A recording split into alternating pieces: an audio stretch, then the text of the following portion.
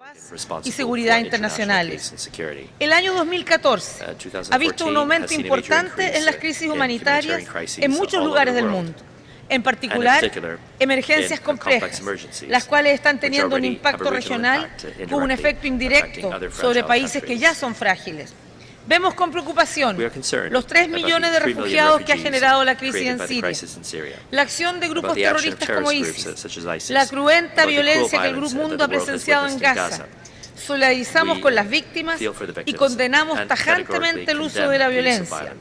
Y cualquier acción en estas materias debe enmarcarse en el derecho internacional. Creemos que la comunidad internacional debe buscar soluciones políticas y negociaciones inclusivas que faciliten la actuación del Consejo de Seguridad. Por nuestra parte, estamos dispuestos a aumentar nuestros compromisos humanitarios y estudiaremos recibir a refugiados provenientes de esas zonas de conflicto. Vemos también con preocupación la situación por la que atraviesa Ucrania. En esto la posición de Chile es clara. Creemos que hay que cuidar el principio de la integridad territorial y a la vez velar por el derecho de las minorías. Creemos que es posible una solución que evite una escalada de violencia, sanciones y tensiones que puede extenderse a todo el planeta. En términos generales, queremos reafirmar nuestra convicción sobre la necesidad de respetar la estabilidad de las fronteras. El derecho internacional es claro y tajante. Cualquier acción destinada a afectar los tratados de límites vigentes abre espacio para la incerteza jurídica y puede afectar la estabilidad y la paz internacional. Este contexto nos reafirma la idea de que la reforma del Consejo de Seguridad de las Naciones Unidas es una tarea pendiente que exige decisión política y pronta acción. Reiteramos nuestro apoyo a la ampliación del Consejo y las aspiraciones de Alemania, Brasil, Japón y la India para constituirse en miembros plenos. Asimismo, Chile favorece un debate serio de la propuesta francesa de limitar el veto en los casos de crímenes que contempla la responsabilidad de proteger. Señor Presidente, reconocemos los esfuerzos del Secretario General para construir una gobernanza global más inclusiva, en la cual la Agenda del Desarrollo post-2015 y los Objetivos del Desarrollo Sostenible ocupan un lugar central y requieren del respaldo político de gobiernos y sociedades de todas las regiones. El proceso post-2015 representa una gran oportunidad para que los temas sociales y del desarrollo, transversales a todas las sociedades y regiones, sean abordados con una visión integradora a través de medidas concretas y medibles. Mujer, paz y desarrollo es un asunto prioritario para Chile en la agenda del Consejo de Seguridad del cual somos parte. Desde la aprobación de la Resolución 1325, el mundo ha progresado en la protección de las mujeres y niñas en conflictos armados. La lucha que hemos dado las mujeres por empoderarnos, pero a la vez impulsar iniciativas que frenen la violencia contra las mujeres y las niñas, ha sido incesante. Y gracias a esos esfuerzos, la mujer hoy está en el centro de la nueva arquitectura del desarrollo y la paz. Creemos que la plena incorporación de las mujeres a la sociedad en todas sus facetas, en la economía, en la política, en la cultura, es una condición esencial para el pleno desarrollo y, por tanto, debe ser también una prioridad en la agenda post-2015, así como también algo que tiene que ver con el futuro de nuestras sociedades, el desarrollo temprano de nuestra infancia. Señor Presidente, vengo de América Latina, una región de países de renta media que tiene sus propios sueños, desafíos y tareas. Para nosotros el desarrollo sustentable, la seguridad, la calidad de la gobernanza y sobre todo la equidad y la inclusión social son los desafíos más acuciantes. Y queremos que estos desafíos estén también presentes en la Agenda de Desarrollo post-2015, que debe ser inclusiva y considerar las realidades de todas las regiones del mundo. Creemos que la desigualdad es una de las mayores amenazas para el desarrollo de los países y para la seguridad internacional. Ella repercute negativamente sobre la paz social y reduce las posibilidades de avanzar hacia un desarrollo que termine con la exclusión y la miseria, causas a su vez de resentimiento y de violencia. La superación de la desigualdad en sus múltiples rostros debe ocupar un lugar central, entonces, entre los objetivos del desarrollo 2015. Creemos que el sistema de Naciones Unidas debe procurar, además, herramientas que permitan medir avances concretos en una agenda universal en favor de la equidad. Este es también un desafío para Chile, que estamos enfrentando con decisión y visión de largo plazo. Hoy en Chile existe una convicción colectiva sobre la necesidad del cambio. Un cambio que apunta precisamente a mejorar sustantivamente la equidad y la inclusión. Chile es un país que ha hecho muchos progresos y queremos reforzarlos y proyectarlos al futuro, pero es también una sociedad que ha experimentado cambios profundos y acelerados, y eso nos impone nuevos desafíos. El sentimiento ciudadano y la evolución política nos indica que ha llegado el momento de dar pasos sustantivos a través de reformas de fondo que nos den la base indispensable para avanzar hacia un desarrollo más dinámico, más inclusivo y más justo. Y esa es una condición para seguir avanzando hacia una mejor sociedad para todos. Por eso hemos recientemente aprobado una reforma tributaria para asegurar mayor equidad y sustentabilidad fiscal de los recursos necesarios para llevar adelante una reforma educacional que asegure calidad, gratuidad y oportunidad para todos. Chile no llegará al desarrollo con el lastre de la desigualdad, y eso lo sabemos todos, y por eso que la reforma tributaria tuvo apoyo transversal. También estamos llevando adelante reformas políticas largamente anheladas por la sociedad, y que nos permitirán profundizar nuestra democracia y la legitimidad institucional. Ya aprobamos la ley que permite el voto de los chilenos que residen en el exterior. Está avanzada la reforma que modifica el sistema electoral y que evita las actuales distorsiones, y por ende va a motivar la participación ciudadana, porque ahora sí que cada voto va a ser significativo. Y queremos avanzar hacia una nueva constitución de raíz y contenidos plenamente democráticos. Y le hemos lanzado una agenda de productividad y crecimiento que impulse la economía, que promueva el crecimiento sustentable y que genere empleos dignos y decentes, condición básica para reducir de manera estable la desigualdad y aumentar las oportunidades. En definitiva, queremos relevar el derecho a tener derechos y ampliarlos en concordancia con nuestras mayores capacidades como país. Señor Presidente, el cambio climático profundiza las desigualdades y multiplica las amenazas. Actuar sigue siendo un imperativo colectivo. Chile está convencido que América Latina tiene un aporte fundamental que realizar en este debate. El cambio climático profundiza las desigualdades porque afecta sobre todo a los más vulnerables. Chile incide marginalmente en el problema, puesto que concentra solo el 0.25% de las emisiones de carbono, pero sin duda, como muchos otros, sufrimos las consecuencias. Y por tanto queremos ser parte de la solución, ya que entendemos que esta requiere un compromiso global, acciones diferenciadas y vinculantes. Asumimos voluntariamente el compromiso de reducir nuestras emisiones en 20% de aquí al año 2020. Como Chile, muchos otros países latinoamericanos han asumido compromisos voluntarios similares. Queremos proponer aquí que estos mecanismos estén sometidos a algún tipo de accountability, lo que facilitará su cumplimiento y ayudará a constituir un modelo para los países rezagados. Esta organización debe asegurar la eficacia y coherencia del multilateralismo como un espacio privilegiado para abordar los grandes temas globales de una manera inclusiva, construyendo regímenes internacionales y promoviendo esquemas de cooperación en áreas prioritarias para nuestros pueblos. Nuestro país confía en el multilateralismo y creemos que participar en el sistema conlleva tanto derechos como responsabilidades. Y porque queremos contribuir a la solución de los problemas globales, integramos el Consejo de Seguridad, formamos parte del Consejo de Derechos Humanos, aspiramos a ser miembros del ECOSOC y contribuimos a las operaciones de mantenimiento de la paz, incluyendo la misión de estabilización de Naciones Unidas en Haití, MINUSTAH. Este esfuerzo que hemos asumido junto a numerosos países de América Latina, es una acción solidaria concreta para apoyar la consolidación democrática de un país hermano. Por lo mismo creemos que es un imperativo político fortalecer el multilateralismo en tres aspectos fundamentales. En primer lugar, el fortalecimiento de la capacidad de iniciativa del secretario general.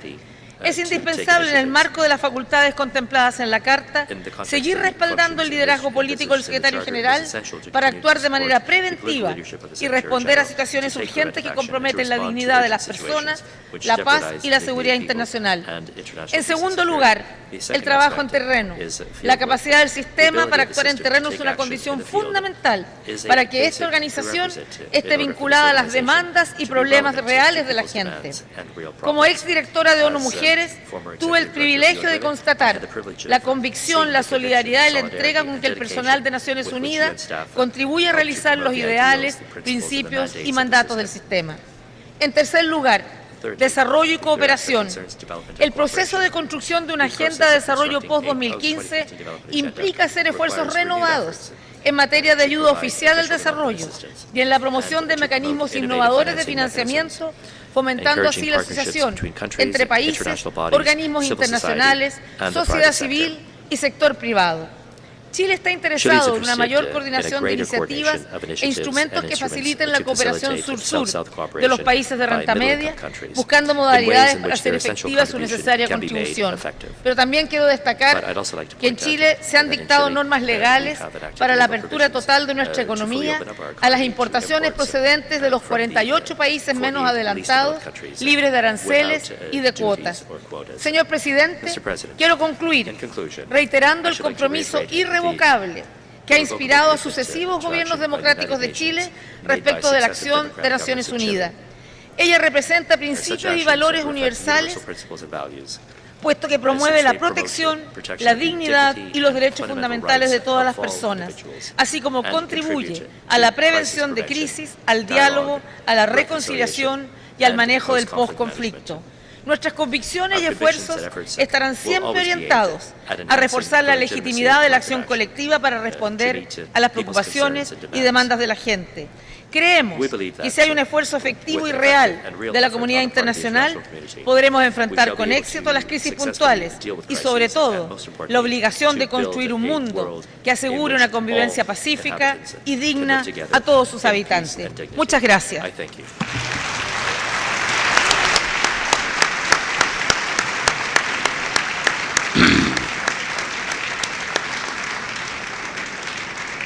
On behalf of the General Assembly, I wish to thank the President of the Republic of Chile for the statement just made. May I request representatives to remain seated while we greet the President.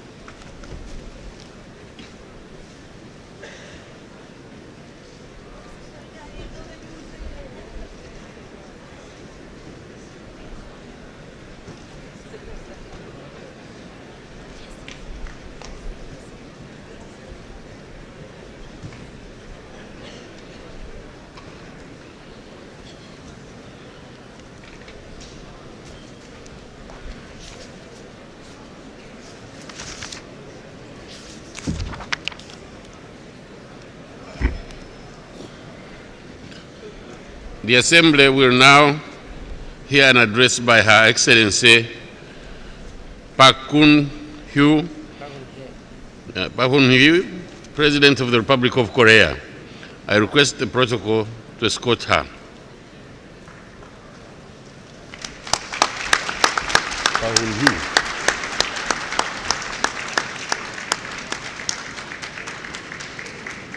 On behalf of the General Assembly, I have the honor to welcome to the United Nations Her Excellency Park Geun-hye, President of the Republic of Korea, and to invite her to address the Assembly.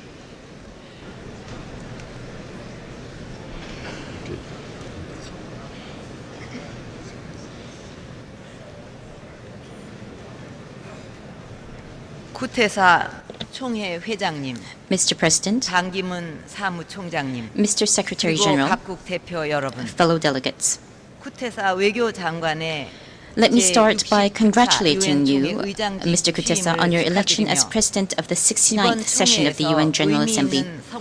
I'm confident that this session will make meaningful progress under your able leadership. I would also like to express my appreciation to Secretary General Ban Ki-moon for his tireless efforts to tackle the numerous challenges breaking out across the globe.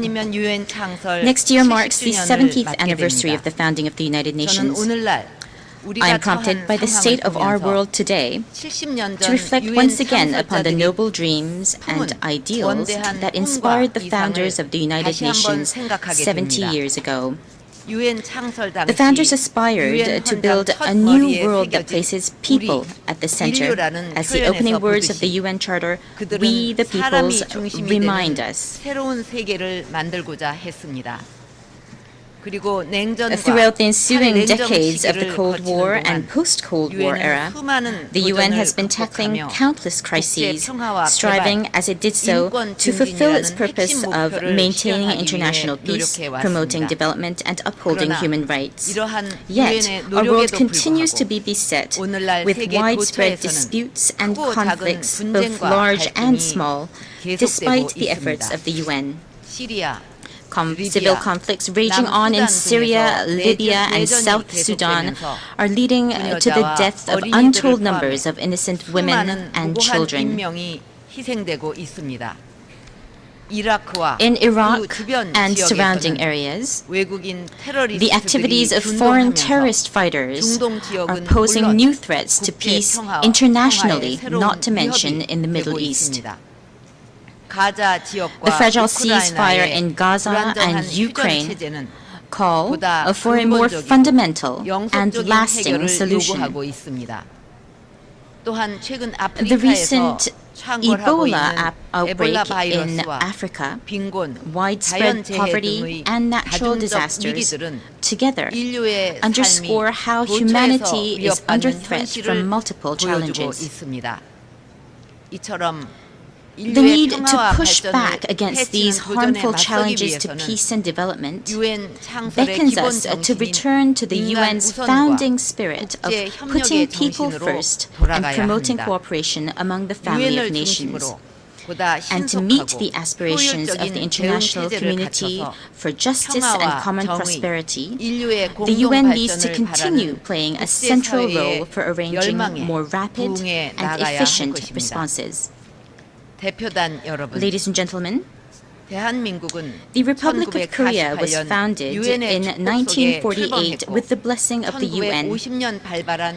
It was able to safeguard freedom and democracy during the Korean War that broke out 2 years later, again with the help of the UN. Once a country that barely managed to survive with the UN's assistance, the Republic of Korea is today a nation that has achieved both an advanced market economy and democracy.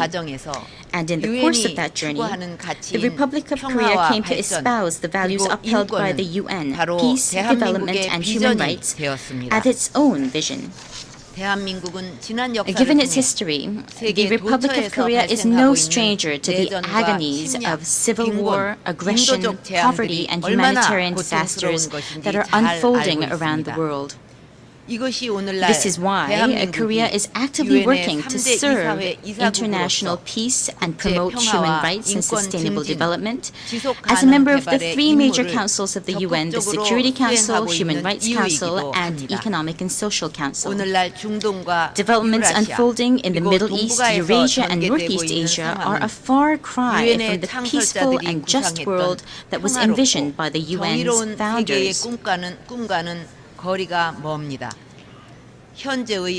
Overcoming the instability and chaos we see today must start with our adherence to the fundamental order and norms of the international community, that is, respect for sovereignty and territorial integrity, refraining from the threat or use of force in violation of the UN Charter, and respect for human rights and humanitarian values. We need to prevent the development and proliferation of weapons of mass destruction like nuclear weapons, which pose a fundamental threat to international peace and security. In this regard, we welcome the elimination of Syria's chemical weapons through the joint efforts of the UN and the Organization for the Prohibition of Chemical Weapons, as well as the progress being made in addressing the Iranian nuclear issue. By the same token, I would underline the urgency of resolving the North Korean nuclear issue, which prevents the single greatest threat to peace on the Korean Peninsula and in Northeast Asia. The DPRK is the only country to have conducted a nuclear test in this 21st century.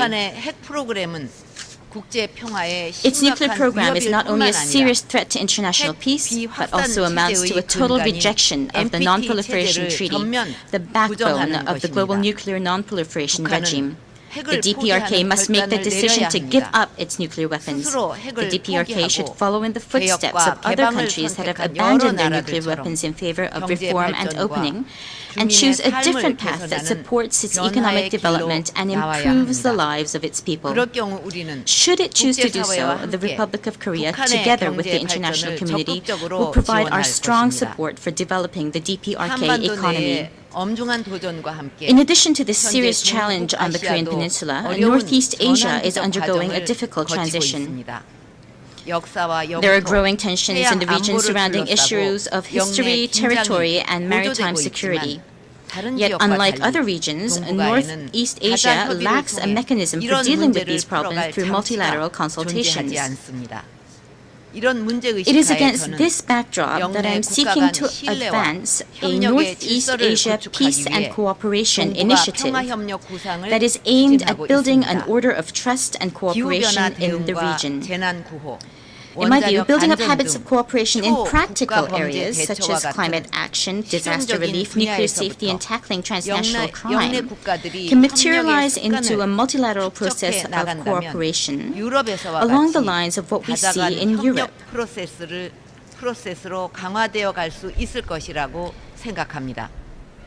In this context, I have also proposed creating a Northeast Asia Nuclear Safety Consultative Body to discuss nuclear safety issues, a topic of shared interest for the countries in the region.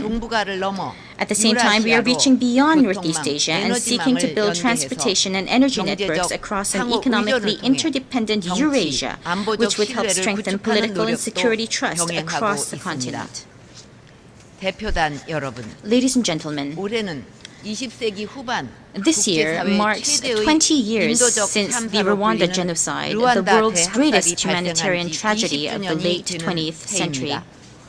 The international community had pledged never again in the aftermath of the genocides in the former Yugoslavia and Rwanda in the 1990s.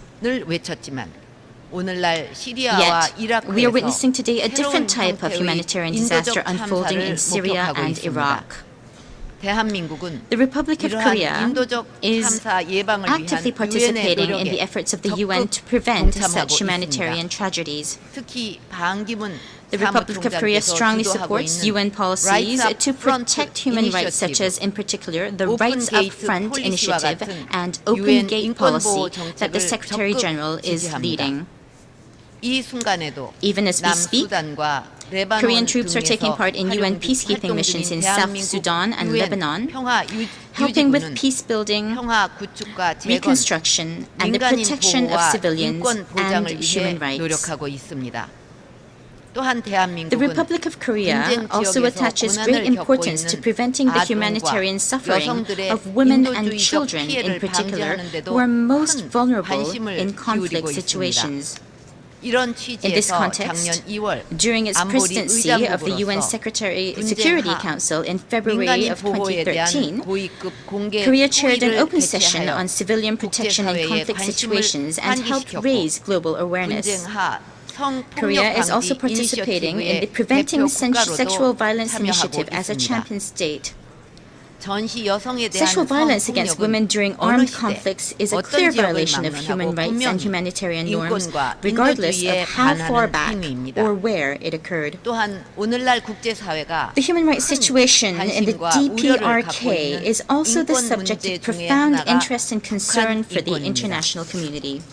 Last March, the UN Human Rights Council adopted the recommendations in the report of the Commission of Inquiry on Human Rights in the DPRK.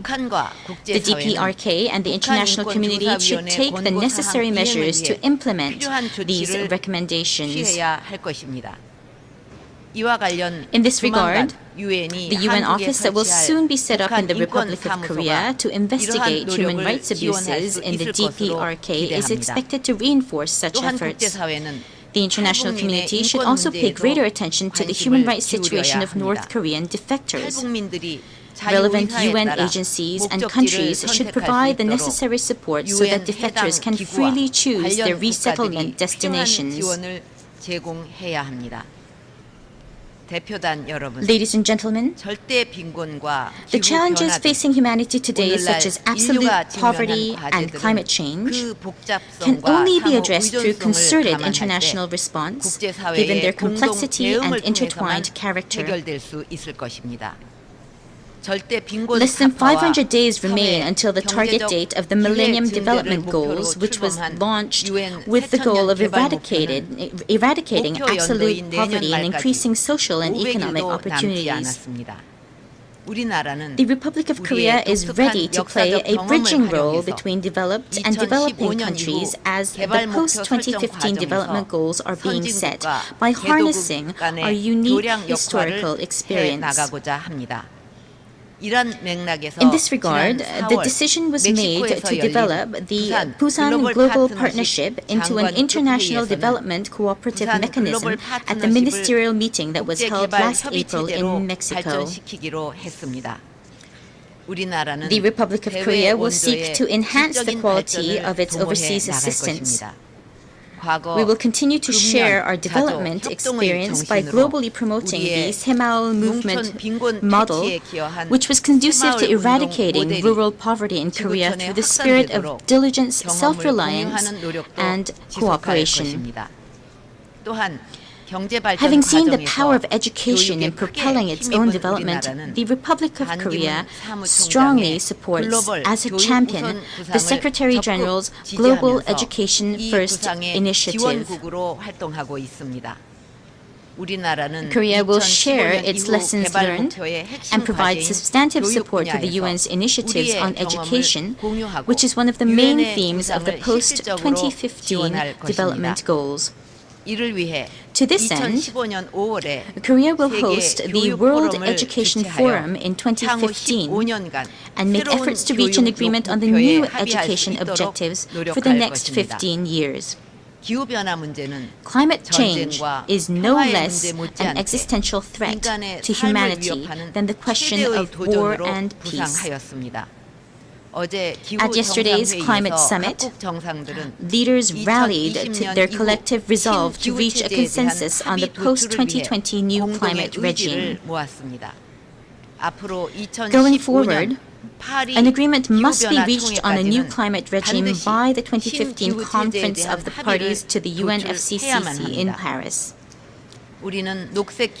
As the host country of the Green Climate Fund and the Green Growth Global Institute, Korea is committed to supporting international efforts to strengthen developing countries' mitigation and adaptation capacities. Above all, we will continue to work for the full and early operationalization of the GCF and for the expansion of GGGI's assistance to developing countries. Korea views the climate challenge not as a burden, but an opportunity to unleash new value, markets, and jobs through technology innovation. We are nurturing new energy industries, and we hope to share the fruits of our efforts with other developing countries. Mr. President, fellow delegates, the Korean people gained independence 69 years ago, but the subsequent division of the Korean Peninsula precluded its membership in the UN as a single sovereign state. The two Koreas were separately admitted as member states to the UN in 1991. Having two separate seats despite a single language, culture, and history is clearly not normal. This year marks the 25th anniversary of the fall of the Berlin Wall, but the Korean Peninsula remains stifled by a wall of division. Countless separated families have been spending decades in agony, longing to see their loved ones. And every year, many leave to a place where they will never be able to meet their loved ones in person.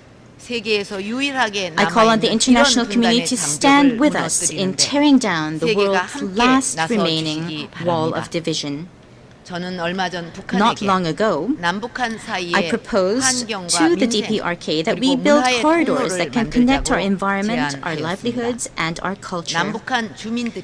In my view, a genuine community that can heal the wounds of division and move the both sides forward together will only come about when people from the south and the north are able to live in natural harmony within a single ecosystem, when separated families are able to come together and ease their agony, and when culture is shared. Today, the Korean Peninsula is divided by a 4-kilometer wide and a 250-kilometer long demilitarized zone.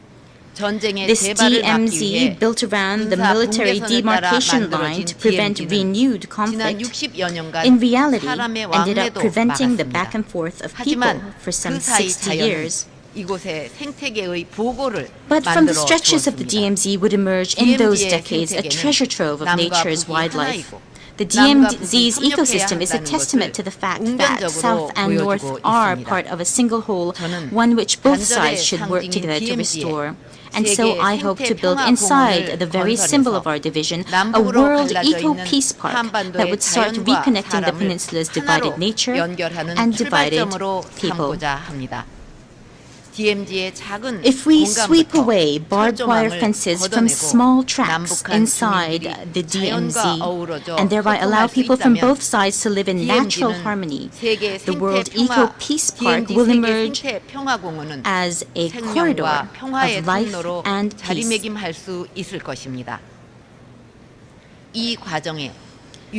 I call on the UN to spearhead these efforts. Building a park that embodies respect for international norms and values, and doing so under UN auspices with all the parties to the war on board, the two Koreas, the US and China, would serve the cause of easing tensions and peaceful reunification of the two Koreas.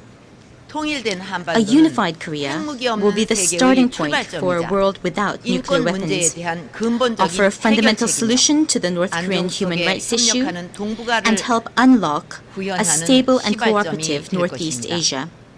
Just as the unification of Germany laid the grounds for a new Europe by integrating Europe, a unified Korea will set in motion a new Northeast Asia. I am confident that a peacefully reunified Korean peninsula will contribute to realizing the founding purposes and values espoused by the UN. Mr. President, Mr. Secretary General, ladies and gentlemen, the founders of the UN were not deterred by the heat of war from looking to the future and planning for a peaceful post-war world. The Republic of Korea is committed to a vision of diplomacy that seeks lasting peace and unification on the peninsula, peace and development in Northeast Asia, and contributes to building a happier world. The Republic of Korea will do its part in the noble journey to ensure that the UN continues to safeguard our common values and cements its place at the center of global governance. Thank you.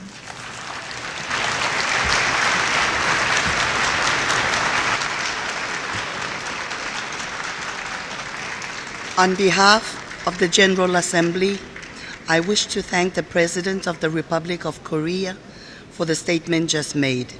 May I request representatives to remain seated while we greet the President.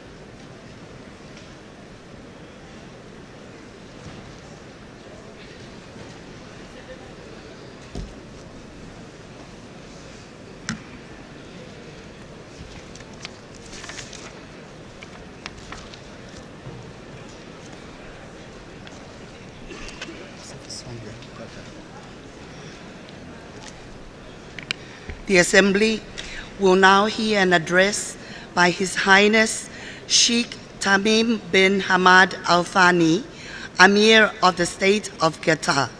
I request protocol to escort His Highness.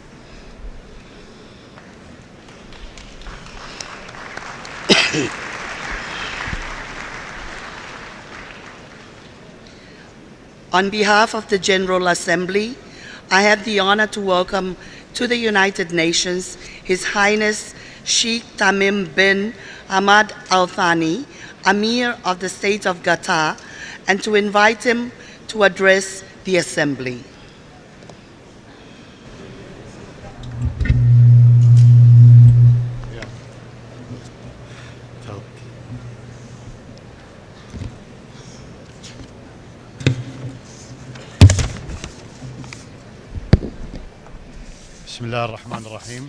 In the name of God, the Compassionate and the Merciful.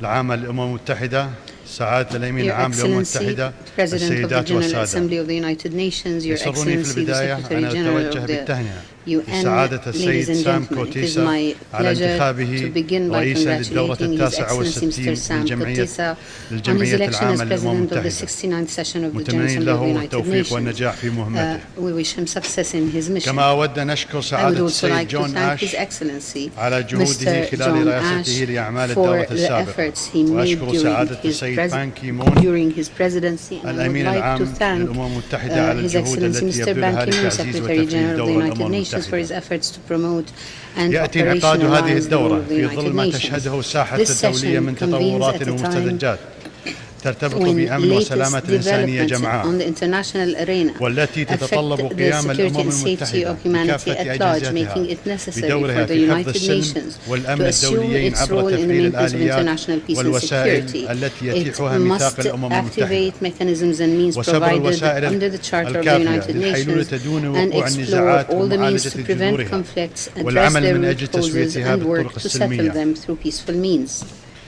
إن السلام والأمن الدوليين في العالم International لن peace and يتحققا security بدون الحوار will not المستند be على مبدأ achieved المساواة without والالتزام a بأحكام dialogue القانون based on the الدولي principle of equality and وتنفيذ compliance قرارات with the الشرعية provisions of الدولية international law, واحترام the مبادئ حقوق الإنسان implementation وحقوق of the الشعوب. resolutions of international legitimacy and respect السادة for the الكرام، principles of human rights and the مرت rights of منطقة الشرق peoples. الأوسط بمرحلة Ladies and بالغة gentlemen, the الخطورة Middle East region has إبان gone الحرب through an الأخيرة على إخواننا extremely الفلسطينيين dangerous phase during the recent ولا war توجد launched ضمانات أن against لا our تمر Palestinian بمثلها brothers. مرة أخرى There are no فما زالت guarantees that إسرائيل such a war ماضية will في not سياساتها recur. الاحتلالية Israel continues to persist in its وتحديها للإرادة occupation الدولية policies عبر and المصادرات continues to الأخيرة للأرض define في الضفة the will of the الغربية international ومواصلة بناء community by المستوطنات التي تكرس confiscating land in the الاحتلال. West Bank and continuing the building of لقد settlements هز in a bid الضمير to الإنساني الحي perpetuate ما شاهده occupation. العالم من صور مأساوية Mankind observed ووقائع in غير awe the مسبوقة tragic scenes أثناء and العدوان على غزة unprecedented واستهدافه للمدنيين pictures of destruction during أطفال the ورضع latest round قتلوا وهم of في أحضان aggression, أمهاتهم وشرد ما targeting يقارب civilians. نصف مليون فلسطيني Babies were killed while in the arms of ودمار their شامل لقطاع mothers. غزة Almost half a قبل million أن Palestinians ننتهي were من إعمار displaced, ما هدمه and the العدوان Gaza Strip السابق. was destroyed much إن تعريف ما before then. ارتكبه هذا العدوان وفقا للأحكام القانون Well, we الدولي hardly had the time to complete والقانون the الدولي construction الإنساني هو جرائم ضد inflicted on Gaza by الإنسانية. the previous war. إن غطرسة Under international law القوة and لن the تقهر مقاومة international الشعب human law, these الفلسطيني acts are defined as crimes وإنني against أحيي صمود humanity. مقاومة The الشعب arrogance of الفلسطيني power في will not غزة prevail over في the مواجهة resistance of the Palestinian الاحتلال people. I salute والإصرار the على استعادة steadfast كافة resistance حقوقه of the المشروعة Palestinian people in Gaza واحتسب in the عند face of الله أرواح occupation and شهدائه. and على insisting on إسرائيل أن regaining their تعي legitimate أن أمن rights with the شعبها souls of لن the يتحقق Palestinian إلا martyrs, rest in بالسلام peace. وإن Israel must الاحتلال realize مصيره إلى that the الزوال. security of its people will only إن be ما achieved خلفه through peace, العدوان and that الإسرائيلي occupation is bound المتكرر على to قطاع end. غزة The damage على مدى inflicted by الأعوام the الماضية repeated Israeli acts of والحصار aggression on the الجائر Gaza Strip over the past years, the المفروض unjust عليه siege وما imposed سببه on من it, تدمير and the للبنية destruction الأساسية it للقطاع wreaked on the يحتم infrastructure على of the المجتمع on the Strip, الدولي إلزام makes it إسرائيل incumbent on the بتنفيذ international قرارات community to الشرعية compel الدولية Israel to implement the والوفاء resolutions of international بالتزاماتها legitimacy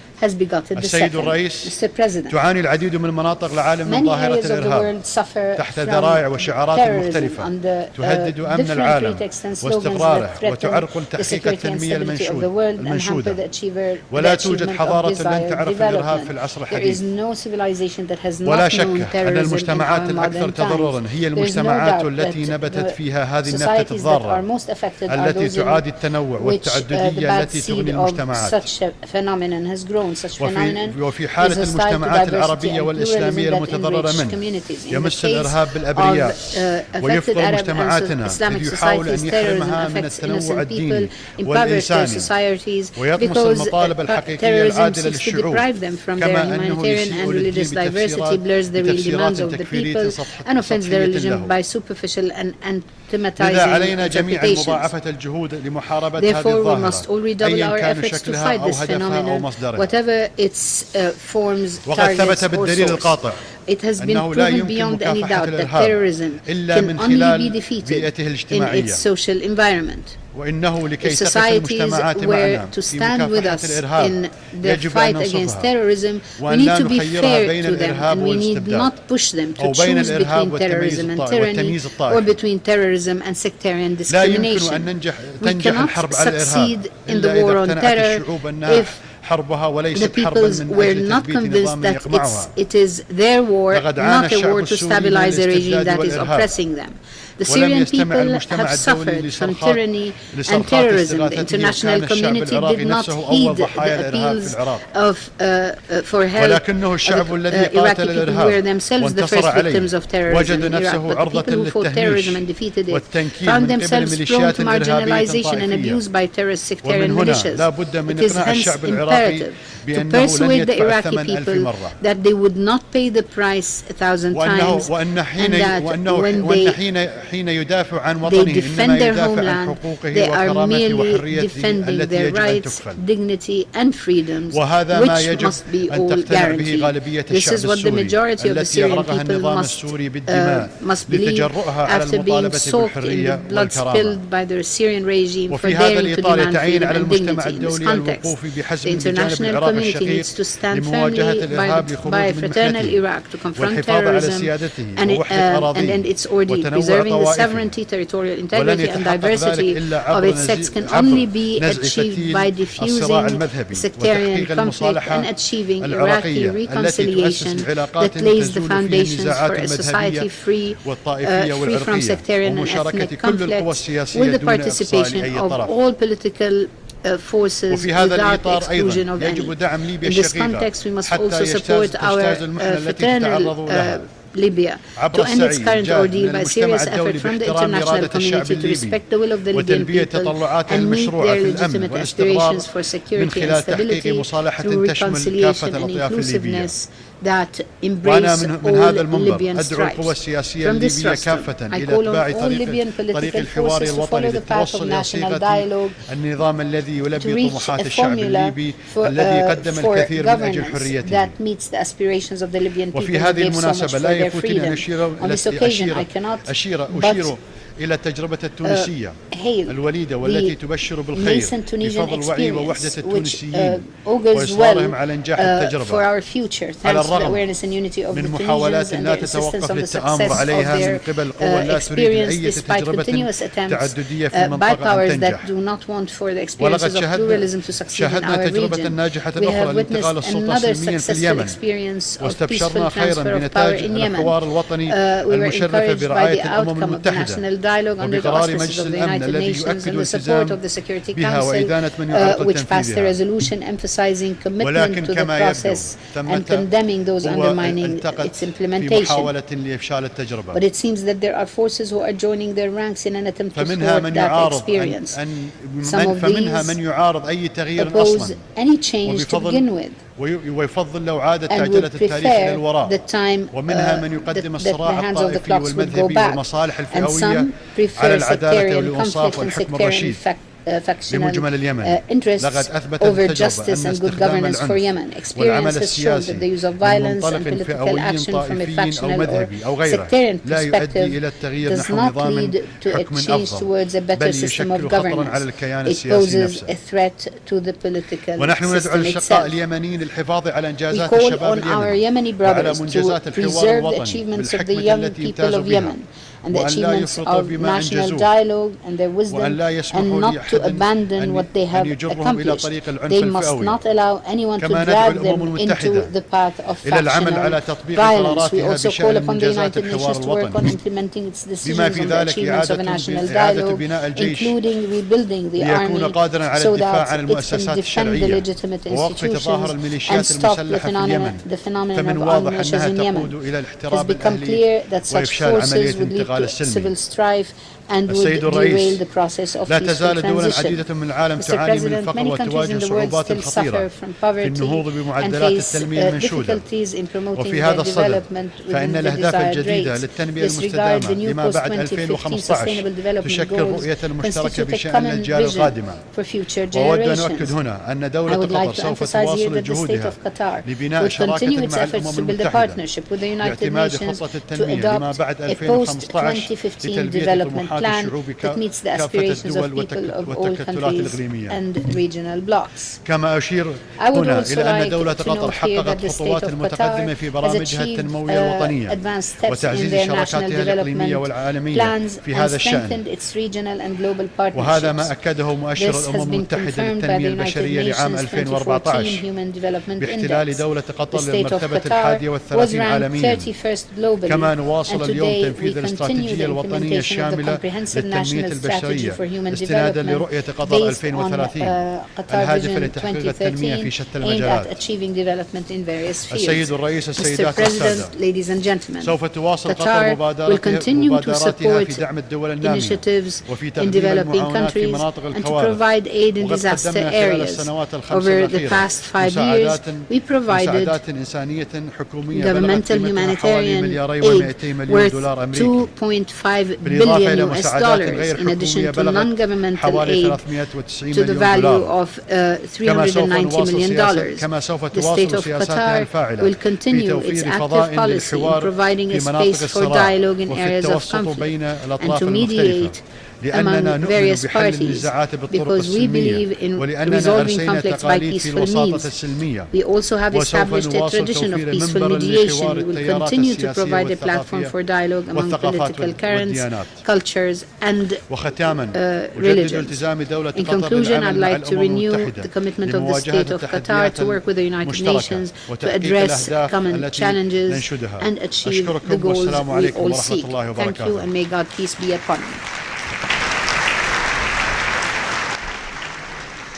On behalf of the General Assembly, I wish to thank His Highness, the Emir of the State of Qatar, for the statement just made. May I request representatives to remain seated while we greet His Highness.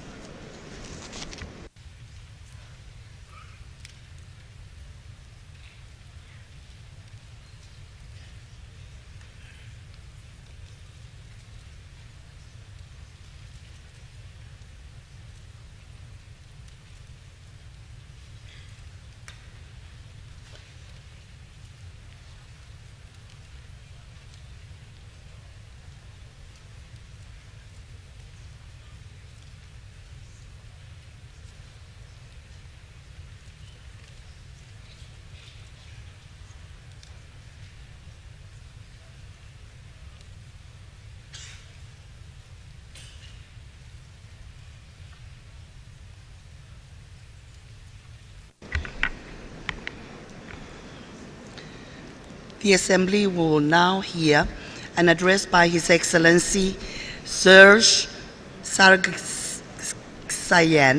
President of the Republic of Armenia. I request protocol to escort His Excellency.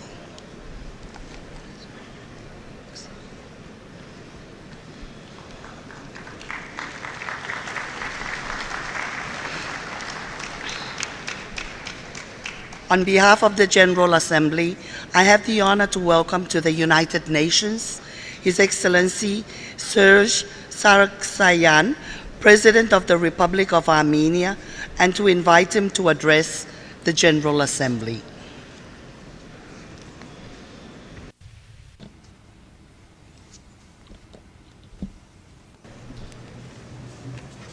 Գլխավոր Distinguished President of the General Assembly, Distinguished Secretary General, ladies and gentlemen,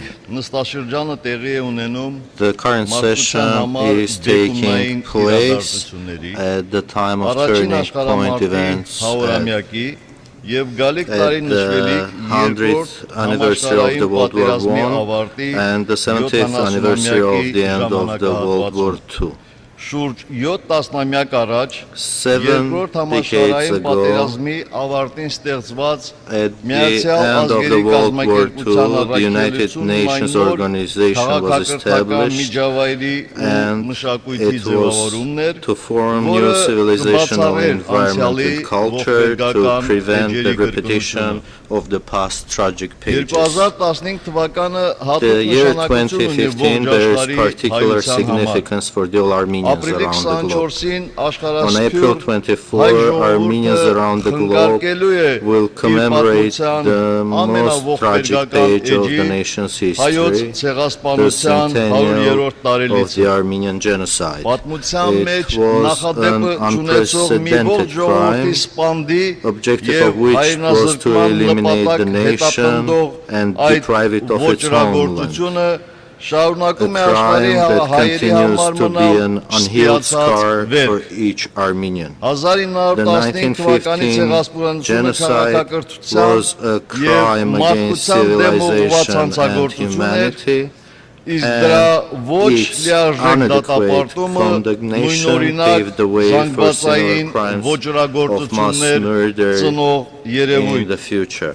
Addressing the Assembly ahead of the centennial year of the Armenian genocide from this prominent podium, which I would call the podium of honor and responsibility, I declare vociferously, thank you, Uruguay, France, and Russia. Thank you, Italy, Belgium, the Netherlands, Switzerland, and Sweden. Thank you, Germany, Poland, Lithuania, Greece, Slovakia, and Cyprus. Thank you, Lebanon, Argentina, Venezuela, Chile, Canada, and Vatican. Thank you for the recognition and condemnation of the Armenian genocide, regardless of the format and language adopted.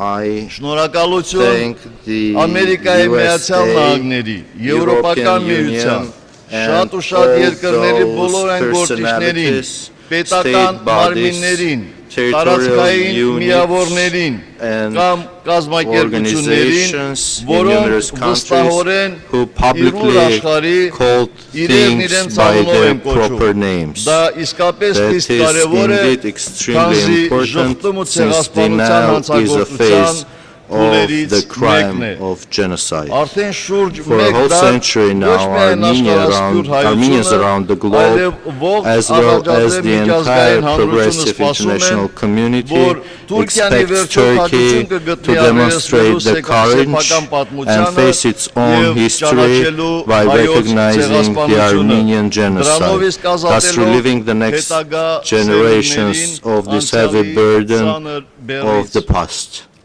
Alas, instead, we continue to hear ambiguous and ulterior messages in which the victim and the slaughterer are equalized and the history is falsified. Armenia has never conditioned the normalization of the bilateral relations with Turkey by recognition of the Armenian genocide.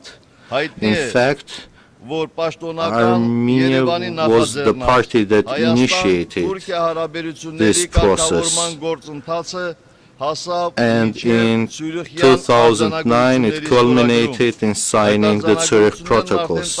Those protocols have been shelved for years now, awaiting ratification in the Turkish parliament. Ankara declares publicly that it will ratify those protocols only if Nagorno-Karabakh, the Free Artsakh, cede to Azerbaijan. In Armenia and Artsakh, ordinary people often just retort to very simply, "To hell with your ratification." This phrase in vernacular concentrates age-old struggle of the entire nation, and it unequivocally explains to those who attempt to bargain in the other's homeland that the motherland is sacrosanct and they better stay away from us with their bargain. It is in these circumstances that currently the official Yerevan seriously considers the issue of recalling the Armenian-Turkish protocols from the parliament.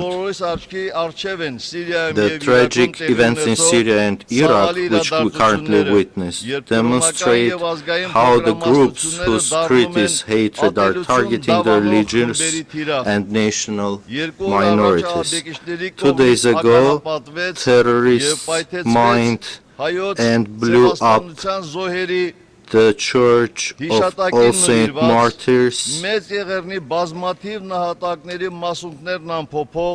in Deir Zor, dedicated to the memory of the victims of the Armenian genocide. Such a barbarity is a criminal godlessness, in no way or shape related to any faith. The catastrophic situation in Syria and north of Iraq continuously deteriorates, and today hundreds of thousands of people are directly imperiled. Among them are tens of thousands Armenians of Aleppo. It is an instance of a peril to consider in the context of our joint commitments to preventing the crimes against humanity. Armenia has voiced on numerous occasions the necessity to defend the Armenian population of Syria and Yazidi population of Iraqi northwest, and were encouraged by the unified stance of the international community in this regard.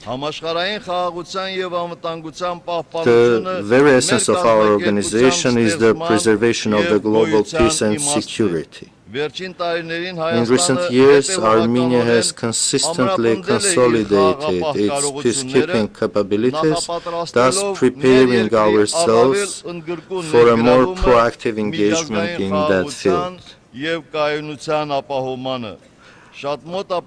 In the coming future, Armenian peacekeepers will be dispatched to the south of Lebanon in the framework of the UNIFIL mission, under the auspices of the UN.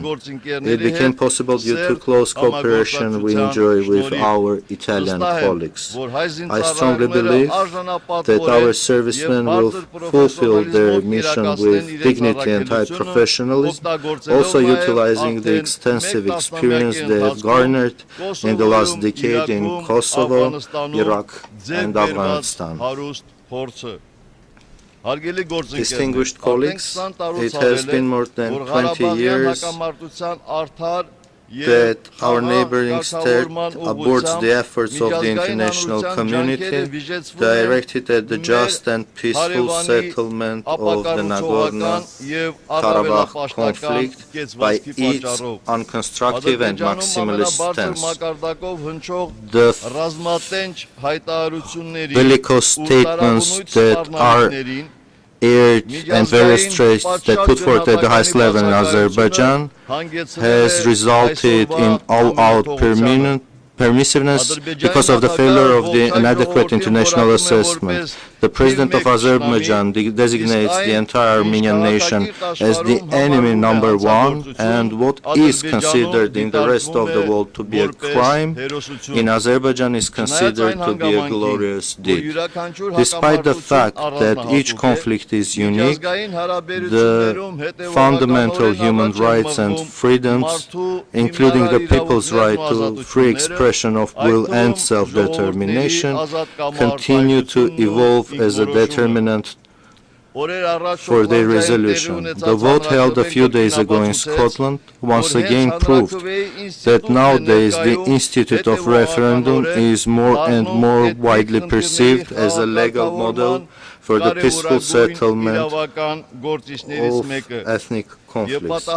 It was no coincidence that the right to govern one's own fate through referendum is in the core of the proposal put forward by the co-chairs of the OSCE Minsk Group for the settlement of the Nagorno-Karabakh conflict. Ladies and gentlemen, while discussing the Nagorno-Karabakh conflict settlement, I cannot but address the 4 UN Security Council resolutions which were adopted during the war, that every so often are being exploited by the Azerbaijani authorities in order to justify their obstructive policy. It is about those 4 resolutions that demanded unconditionally, as a matter of priority, cessation of all military hostilities. Azerbaijan failed to comply. Azerbaijan's own non-compliance with the fundamental demands of these resolutions made impossible their full implementation. The resolutions contained calls upon the parties to cease bombardments and airstrikes targeting the peaceful civilian population, to refrain from violating the principles of the international humanitarian law, but instead Azerbaijan continued its indiscriminate bombardments of the civilian population. Azerbaijan did not spare children, women and old persons, thus gravely violating all legal and moral norms of the international humanitarian law. Now Azerbaijan cynically refers to these resolutions, refers selectively, pulling them out of context as a prerequisite for the settlement of the problem. The adequate interpretation of the UN Security Council resolutions is not possible without correct understanding of the hierarchy of the demands set therein. The resolutions inter alia request the restoration of economic, transport and energy links in the region and removal of all obstacles to communications and transportations. It is no secret that Azerbaijan and Turkey imposed blockade on Nagorno-Karabakh and the Republic of Armenia from the outset of the conflict. The Azerbaijani president in his statements even takes pride in this fact, promising his own public that direction would remain the priority of Azerbaijan's foreign policy. The above-mentioned UN Security Council resolutions called upon Azerbaijan to establish direct contacts with Nagorno-Karabakh. Azerbaijan refused to establish any direct contacts with Nagorno-Karabakh, which was a legally equal party to the ceasefire agreement concluded in 1994, as well as a number of other international agreements. Moreover, Azerbaijan preaches hatred towards people it claims it wants to see as a part of their state. None of the UN Security Council resolutions identifies Armenia as a conflicting party.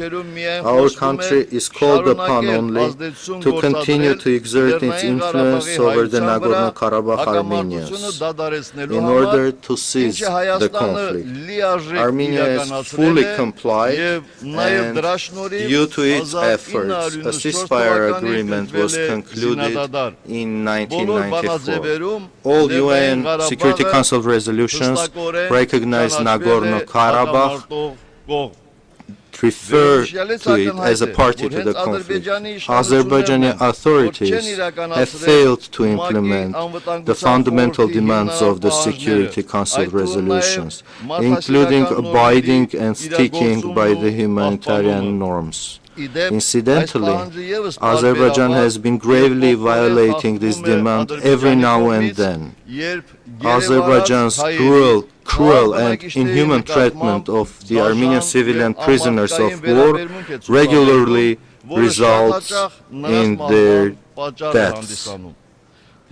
Although I think one shall not be surprised about it, because it is the same state that suppresses and exercises in the most inhumane way its own people. A clear proof of it was the decision of the UN Subcommittee on Prevention of Torture to suspend its visit to Azerbaijan due to obstructions it encountered in the conduct of the official Baku. The co-chairmanship of the OSCE Minsk Group is the only specialized structure that has been dealing with the Nagorno-Karabakh issue according to the mandate granted by the international community.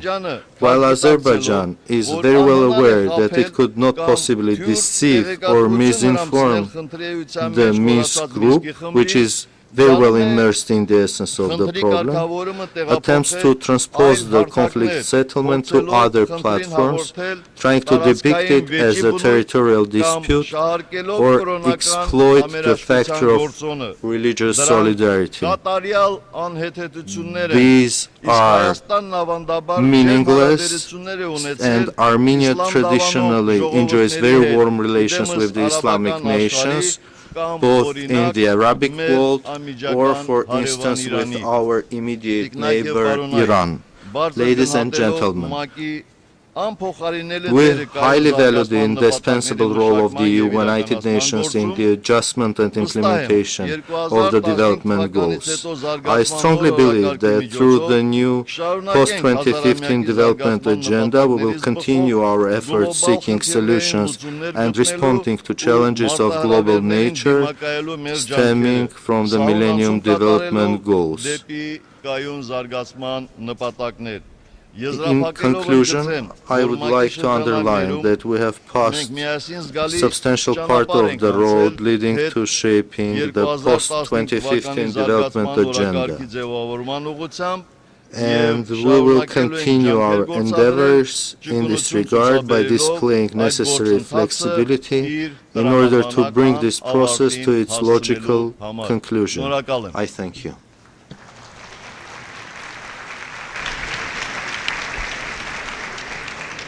On behalf of the General Assembly, I wish to thank the President of the Republic of Armenia for the statement just made. May I request representatives to remain seated while we greet the President.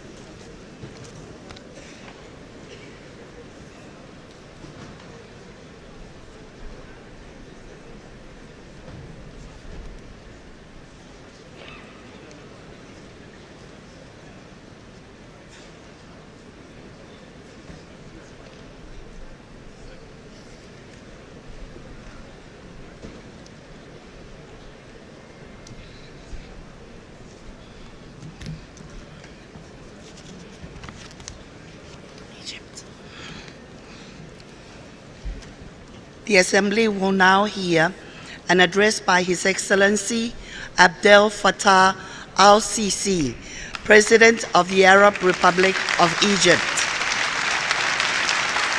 I request protocol to escort His Excellency.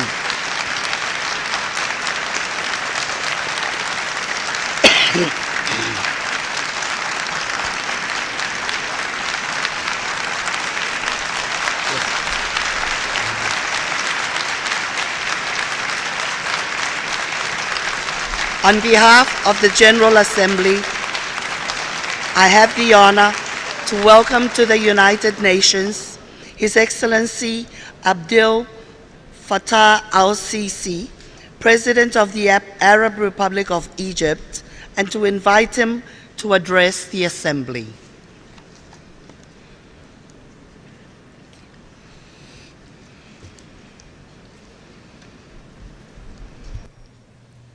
In the name of God, the compassionate and the merciful. Mr. President,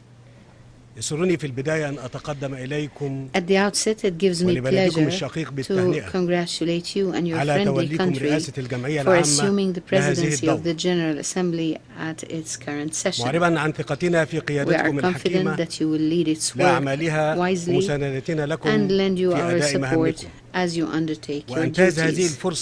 I take this opportunity to express my sincere appreciation to your predecessor for his untiring efforts as وأجدد دعمنا president of the الكامل previous session. للسكرتير I العام also في reiterate our مساعيه support لتحقيق in full مقاصد to the ميثاق الأمم Secretary المتحدة. General as he strives to realize the أصحاب purposes of the الجلالة Charter of والفخامة the United والسمو، Nations. Your السيدات والسادة، Majesties, أقف Highnesses, أمامكم اليوم and كواحد من Excellencies, أبناء ladies مصر and gentlemen. مهد I الحضارة stand الإنسانية. before you today as one of ومن the هذا sons of المنبر Egypt, أستهل the حديثي cradle of human بتوجيه التحية civilization.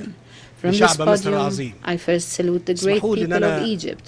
أوجه التحية Let كمان me here لآلاف من also المصريين salute the جم من thousands of مصر وجم من Egyptians كل who الولايات came المتحدة from الأمريكية Egypt, who موجودين came from دلوقتي different parts of the United عشان States, يقولوا who مصر are الجديدة present here قادمة. to say that the new Egypt is coming.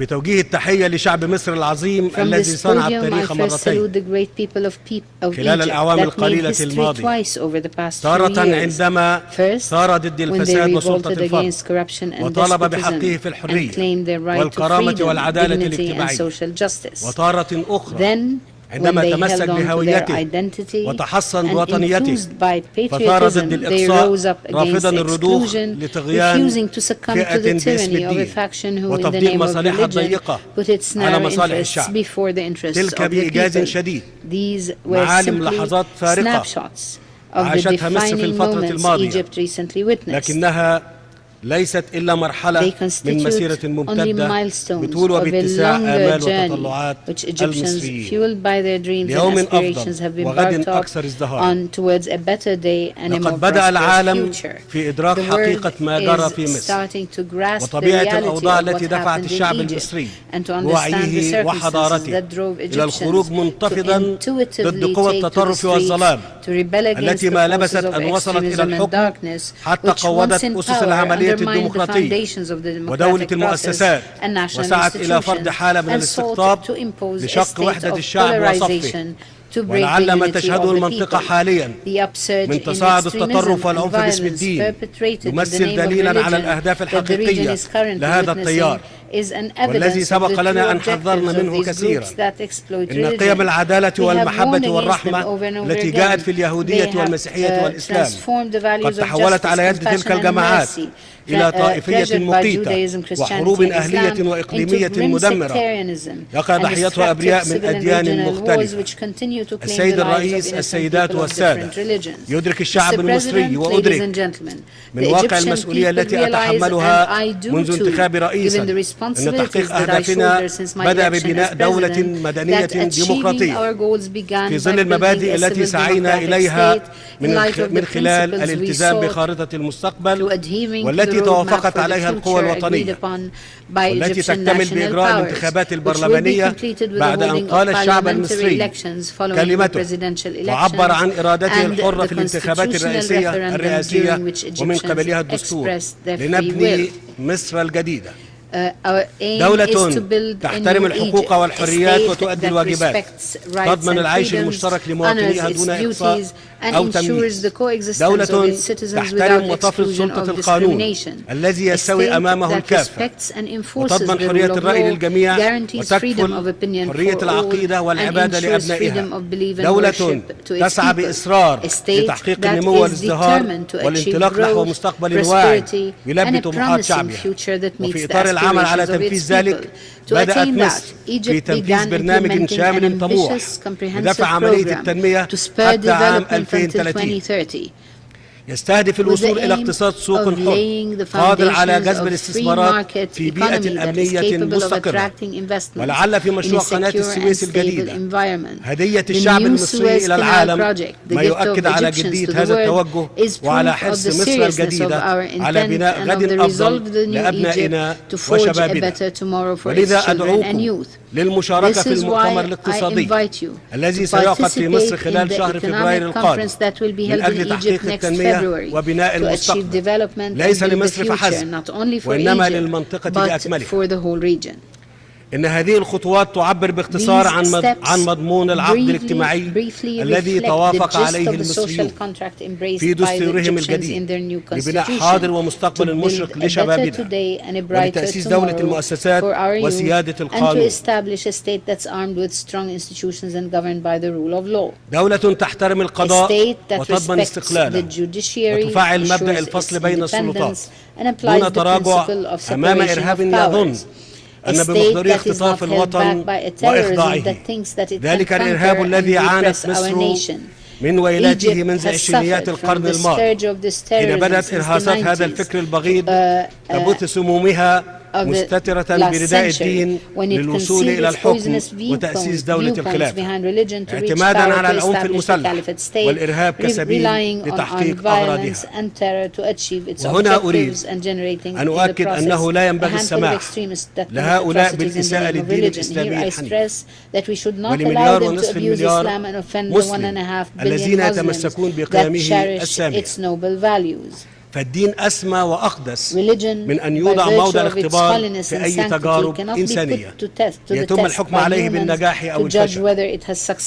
إن الإرهاب وباء لا يفرق في تفشيه بين مجتمع نام وآخر متقدم، فالإرهابيون ينتمون إلى مجتمعات متباينة لا تربطهم أي عقيدة دينية حقيقية، مما يحتم علينا جميعا تكثيف التعاون والتنسيق لتكثيف منابع الدعم الذي يتيح للتنظيمات الإرهابية مواصلة جرائمها إعمالا لمبادئ ميثاق الأمم المتحدة وتحقيقا لأهدافها. السيد الرئيس، السيدات والسادة، إنما تعانيه منطقتنا من مشكلات ناجمة عن إفساح المجال لقوى التطرف المحلية والإقليمية وحالة الاستقطاب التي وصلت إلى حد الانقسام والاقتتال أضحى خطرا جسيما يهدد بقاء الدول ويبدد هويتها، مما خلق للإرهاب وتنظيمات بيئة خصبة للتمدد وبسط النفوذ. ومن هذا المنطلق إن الأزمات التي تواجه هذه بعض دول المنطقة يمكن أن تجد سبيلا للحل يستند على محورين رئيسيين لدعم بناء الدولة القومية، يشمل الأول تطبيق مبدأ المواطنة وسيادة القانون بناء على عقد اجتماعي وتوافق وطني مع توفير كافة الحقوق لا سيما الحق في التنمية الشاملة بما يحصن المجتمعات ضد الاستغلال والانسياق خلف الفكر المتطرف.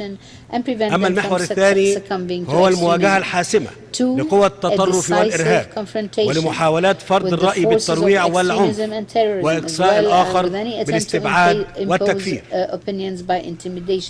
وقد طرحت مصر بالفعل وبتوافق مع دول جوار ليبيا مبادرة ترسم خطوات محددة وأفقا واضحا لإنهاء محنة هذا البلد الشقيق يمكن البناء عليها للوصول إلى حل سياسي يدعم المؤسسات الليبية المنتخبة ويسمح بالوصول إلى حل سياسي شامل يضمن وقف الاقتتال ويحفظ وحدة الأراضي الليبية.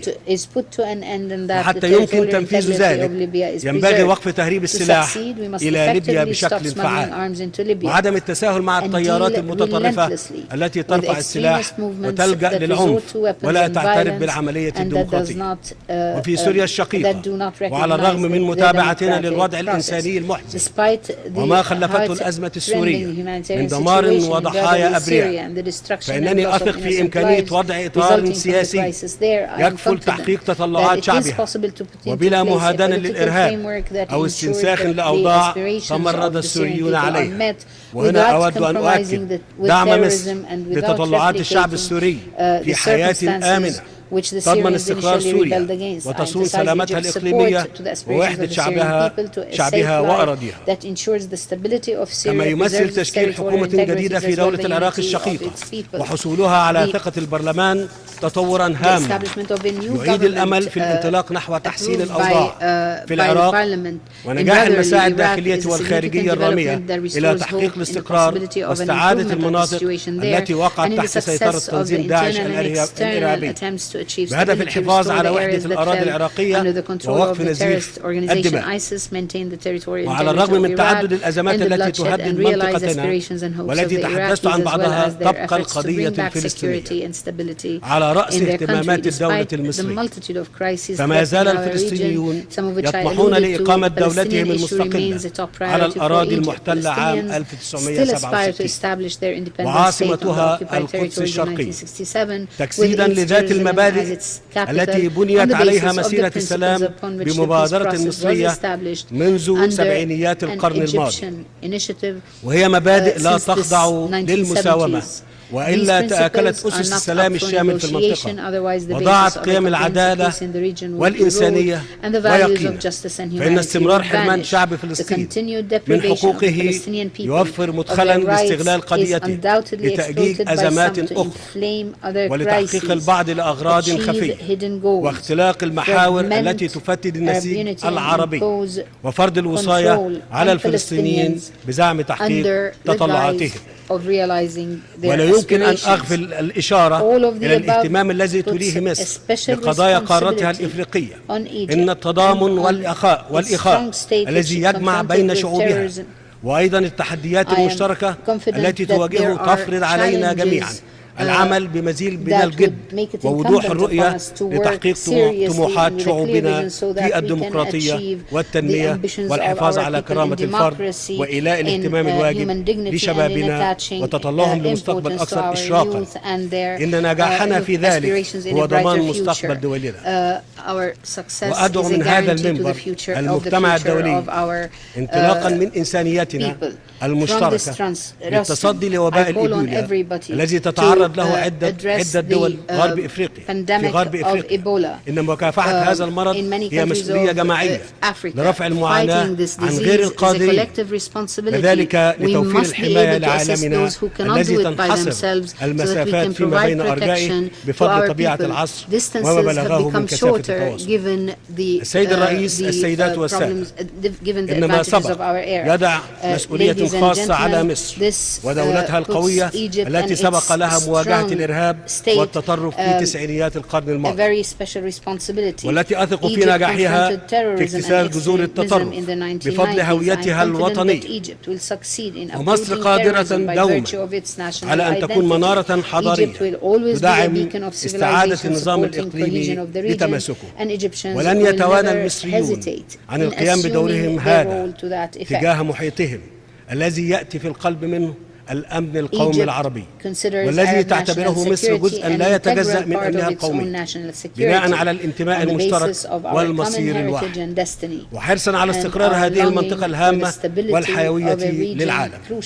إن رؤية مصر للعلاقات الدولية تقوم على احترام مبادئ القانون والمعاهدات والمواثيق الدولية القائمة على الاحترام المتبادل ومراعاة المصالح المشتركة والمنفعة المتبادلة.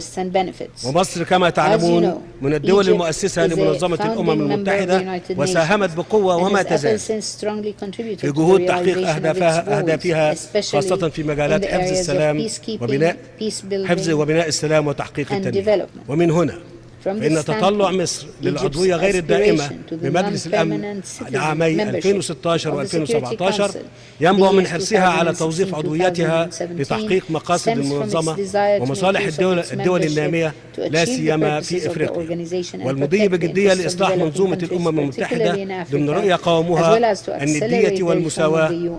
ولذا فإنني أدعو الدول الأعضاء لدعم ترشح مصر لعضوية مجلس الأمن الدولي.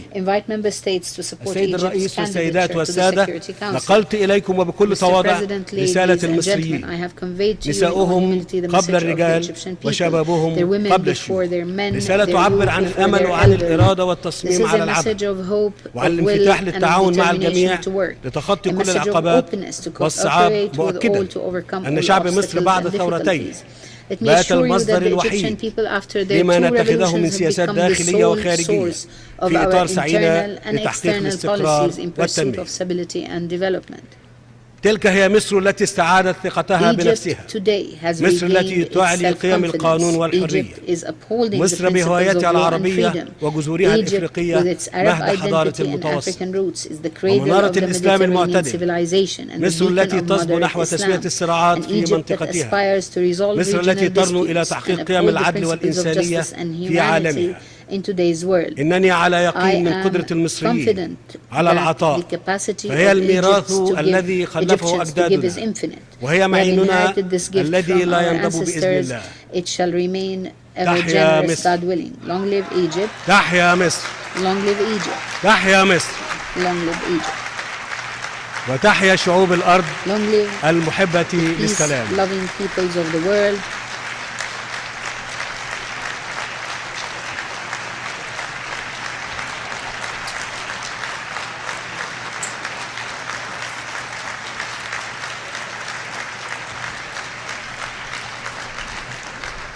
تحيا الشعوب، تحيا شعوب الأرض المحبة للسلام، وتحيا مبادئ الإنسانية وقيم التسامح والتعايش المشترك. والسلام عليكم ورحمة الله وبركاته.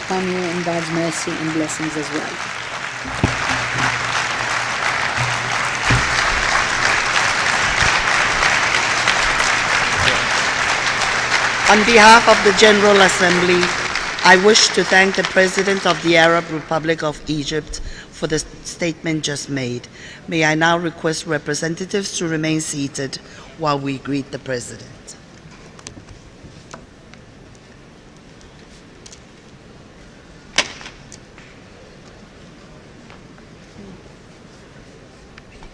Jordan. We don't have anything from France yet.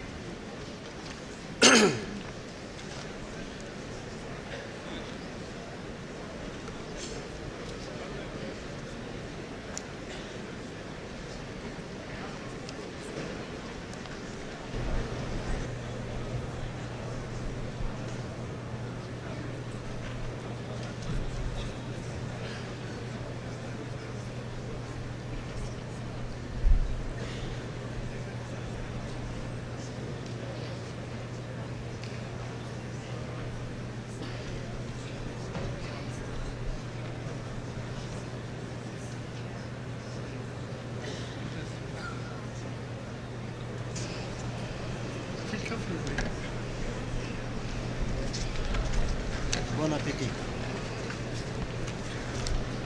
So it's Jordan.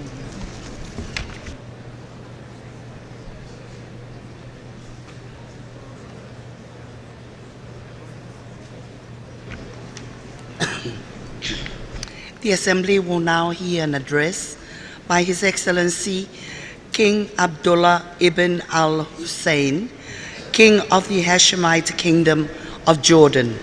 I request protocol to escort His Majesty.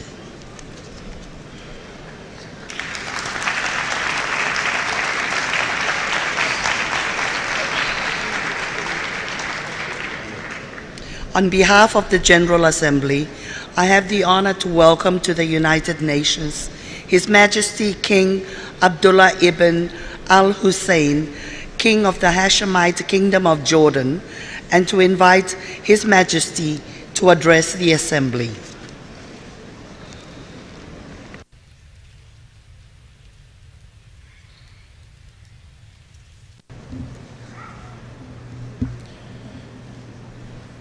Bismillahir Rahmanir Rahim.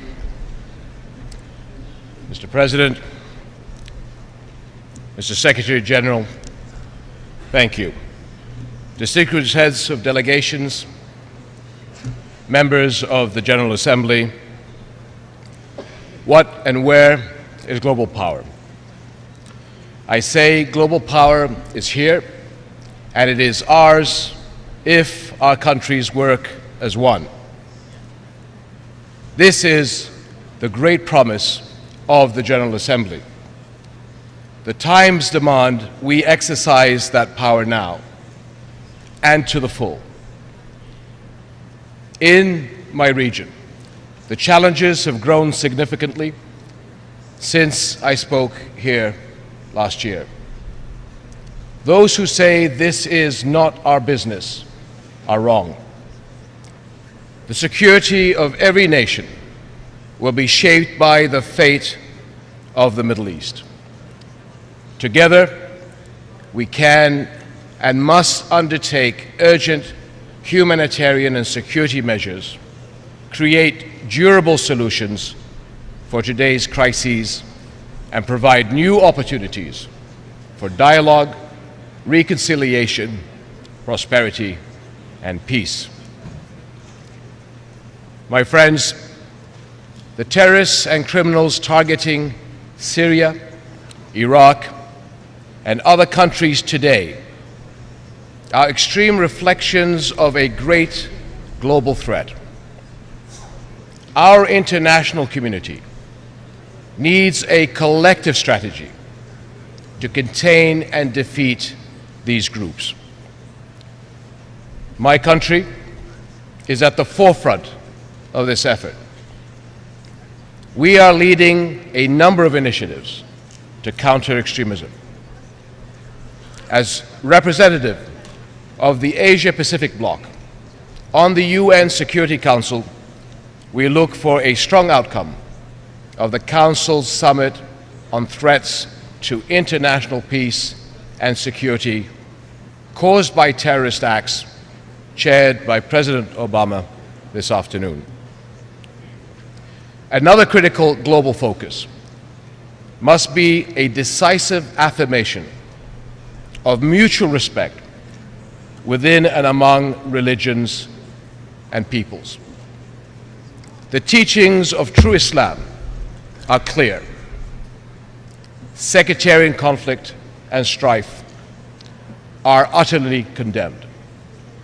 Islam prohibits violence against Christians and other communities that make up each country.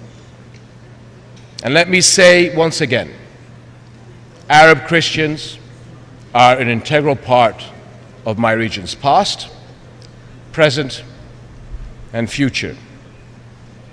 And I call on Muslim and other leaders to work together against falsehoods and divisive actions. And Jordan is honored to have spearheaded global interfaith and intra-religious initiatives. Building on this, Jordan will introduce a draft resolution covering the general proposition that a new international offense falling under the crimes of genocide and crimes against humanity be considered on the basis of the aberrant new crimes against religious communities seen recently in Syria and in Iraq. Together, let us also address the conditions that extremists exploit. Radicalization thrives on injustice, insecurity, and marginalization. This Assembly's transformative development agenda can give the world's people a better way forward through concrete programs and investments that will change lives. My friends, we must also work actively for consensus-driven political solutions to regional crises. The security situation in Syria, Iraq, and Lebanon must be addressed comprehensively. Jordan supports a united and stable Iraq with an inclusive national political process, and in Syria, there must be a political solution based on the reforms that give all communities a role in rebuilding their country. International influence is vital to get the moderate opposition and the regime back to the negotiating table immediately.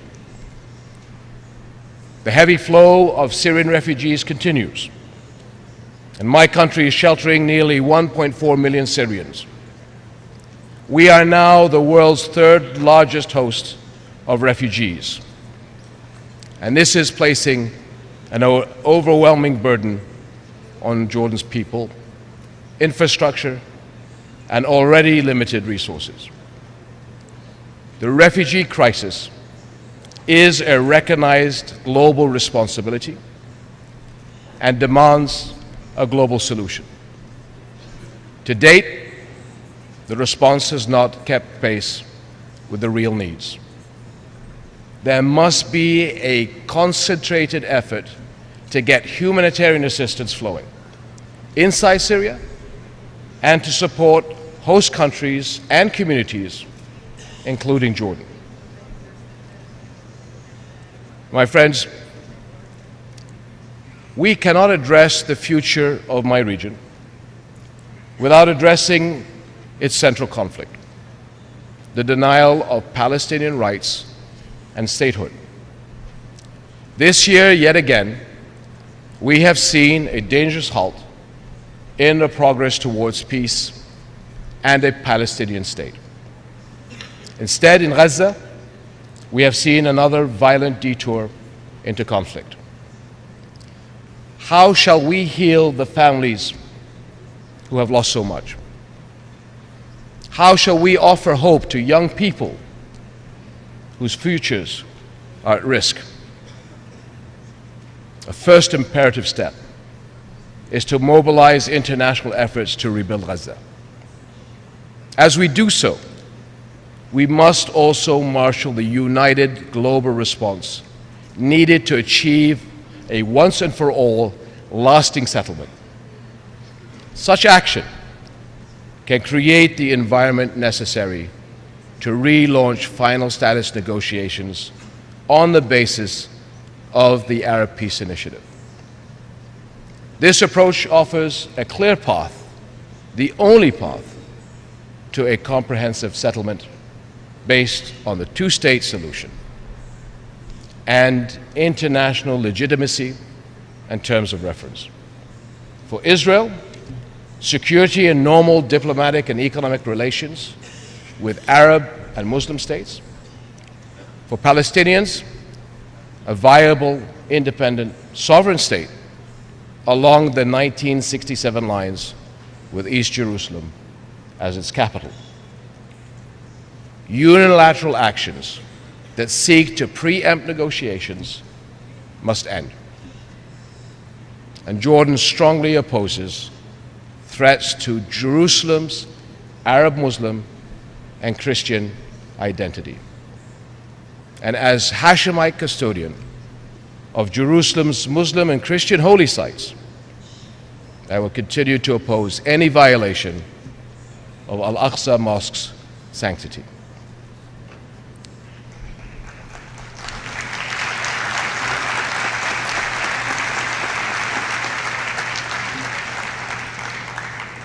My friends, the people of Palestine seek what all humanity seeks. It is the common cause of this General Assembly: justice, dignity, opportunity, and hope. This is our global responsibility. It is in our global power, and we must make it our global reality. And Jordan stands ready to do its part. Thank you very much.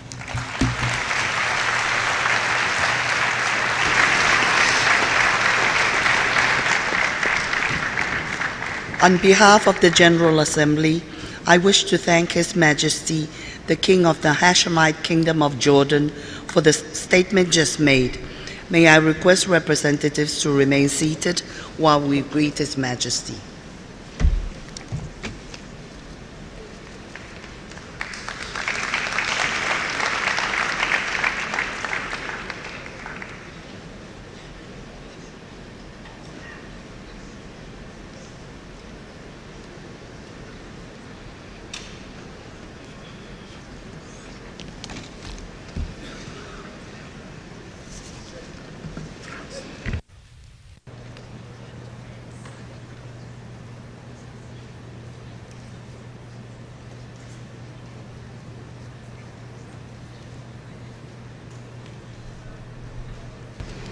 The Assembly will now hear an address by His Excellency Francois Hollande, President of the French Republic. I request protocol to escort His Excellency.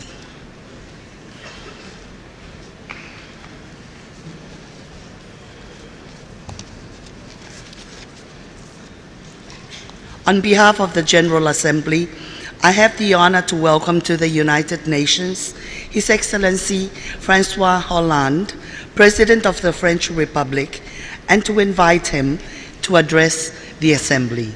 Your Excellency.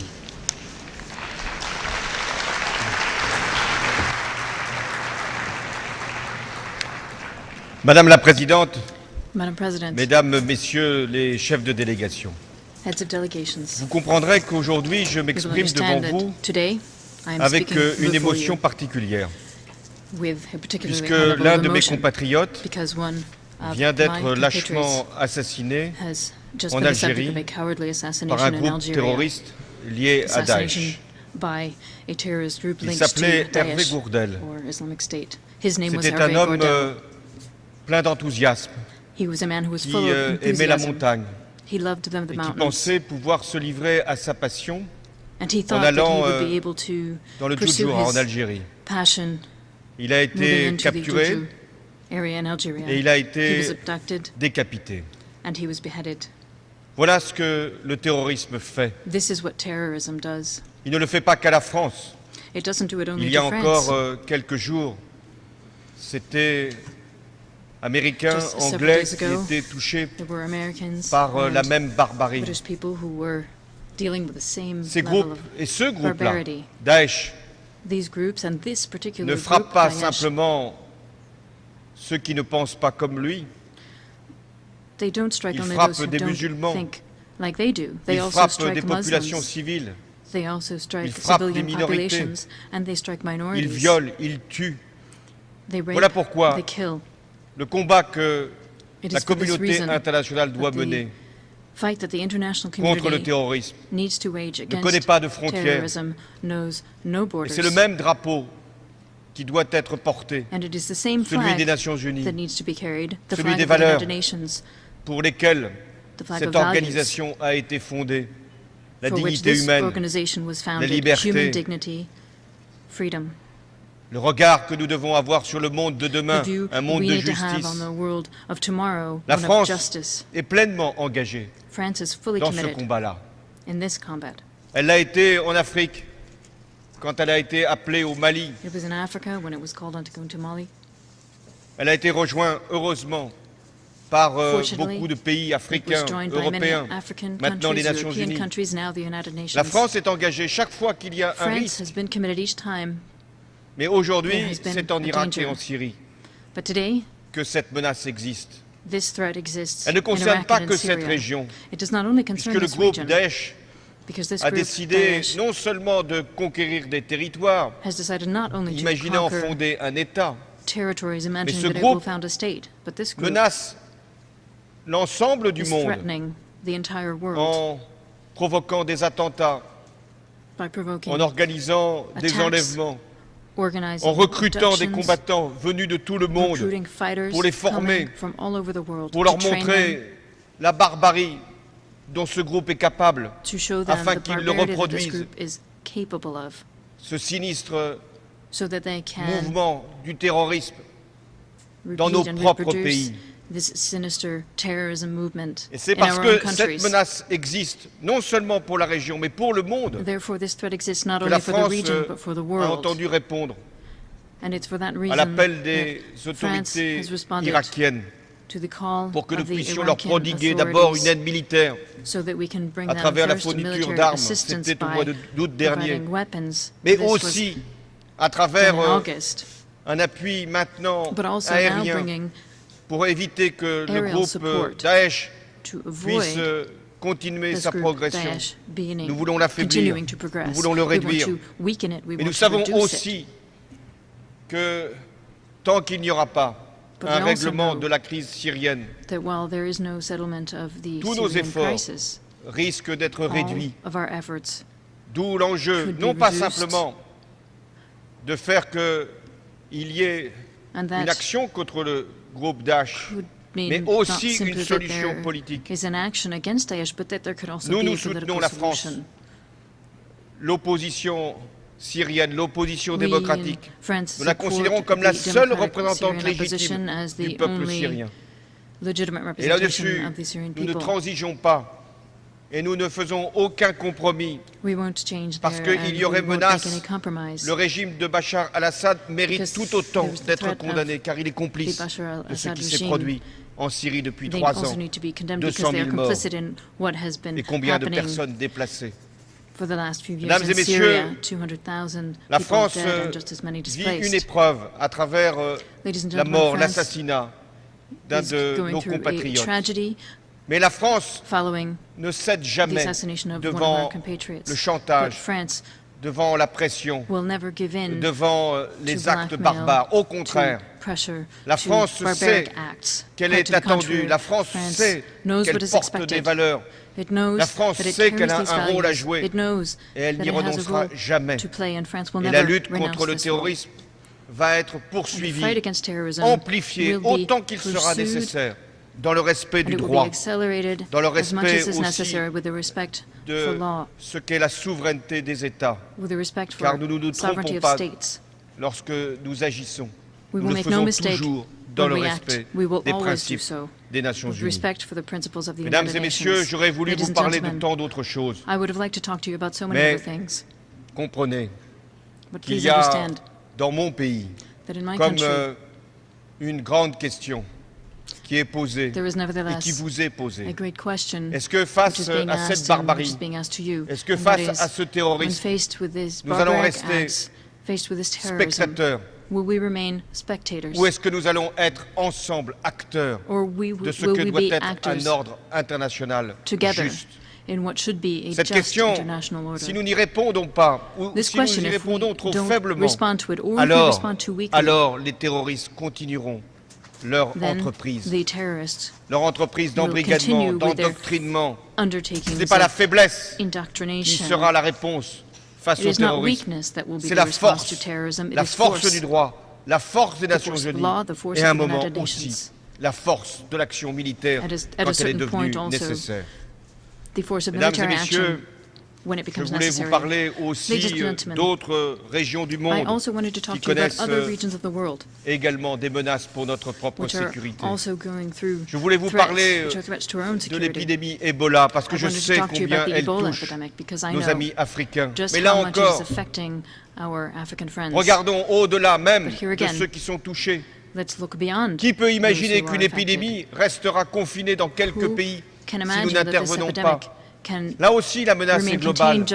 Là encore, la réponse doit être globale. Et donc, la France, l'Europe, le monde doivent apporter aux pays qui sont touchés par cette épidémie à la fois les soins nécessaires, la protection indispensable, l'aide économique qui est attendue. Parce que là aussi, s'il y a la moindre faiblesse, s'il y a le moindre manquement à la solidarité, ce seront tous nos pays qui seront touchés. Mesdames et messieurs, j'étais venu aussi devant vous pour vous parler de ce qui se passe en Europe, à côté de l'Europe, de ce qui s'est produit en Ukraine, avec des manquements là aussi à des principes du droit international. Mais l'enjeu aujourd'hui, même en Europe, c'est la paix. Et de faire en sorte que le cessez-le-feu qui est intervenu puisse se transformer en un règlement durable de ce conflit. Aucun continent n'est épargné par aucune menace. Tout est fragile, tout est précaire, tout est vulnérable. À nous d'avoir la même conscience des risques et des dangers, des périls qu'au lendemain de la Seconde Guerre mondiale. À nous de penser qu'il n'y a pas simplement à faire un devoir de mémoire, mais un devoir d'avenir, à savoir quel monde nous voulons. Et le monde que nous voulons, et c'est le dernier point que je veux ici évoquer, le monde que nous voulons doit être celui d'un changement climatique. Parce que le désordre actuel, là aussi, menace non seulement notre génération, mais bien sûr celle qui nous suivra, menace notre propre sécurité, car il y a aujourd'hui plus de déplacés à cause du dérèglement climatique qu'à cause des guerres qui sont pourtant, hélas, tellement intenses, tellement meurtrières sur notre planète. Alors la France a pris là aussi ses responsabilités. Elle a décidé d'organiser la conférence sur le climat en décembre 2015. Je me félicite qu'ici même, grâce au secrétaire général Ban Ki-moon, il y ait eu ce sommet qui a permis de mobiliser les consciences, les États, les institutions financières, les entreprises, la société civile.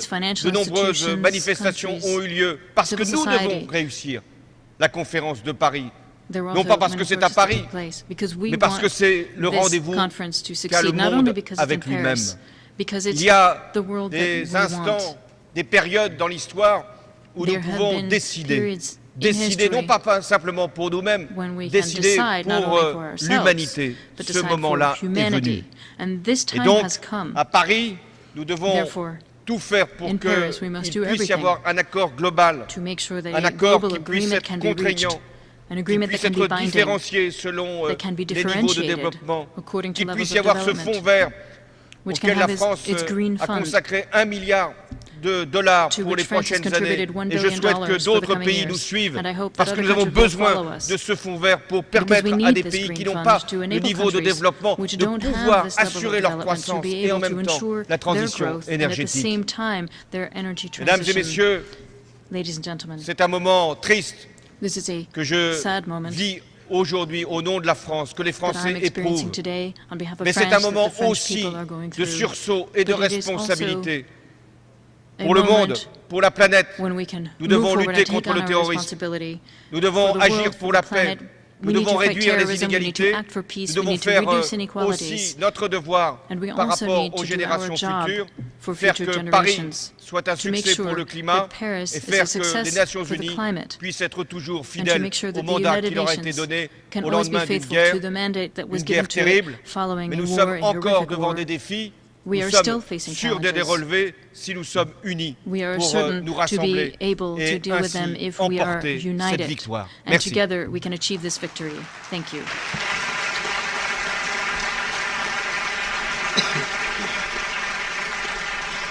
On behalf of the General Assembly, I wish to thank the President of the French Republic for the statement just made. May I request representatives to remain seated while we greet the President.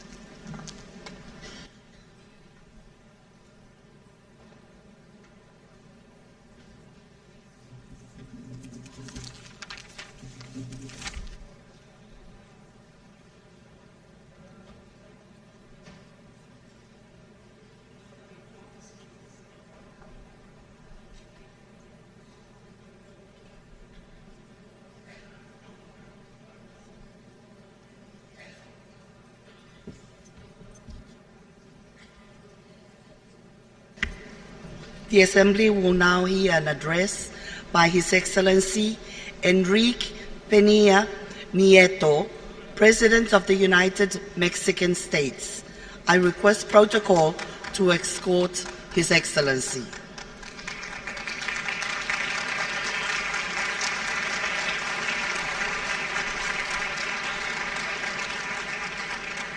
On behalf of the General Assembly, I have the honor to welcome to the United Nations His Excellency Enrique Peña Nieto, President of the United Mexican States, and to invite His Excellency to address the Assembly.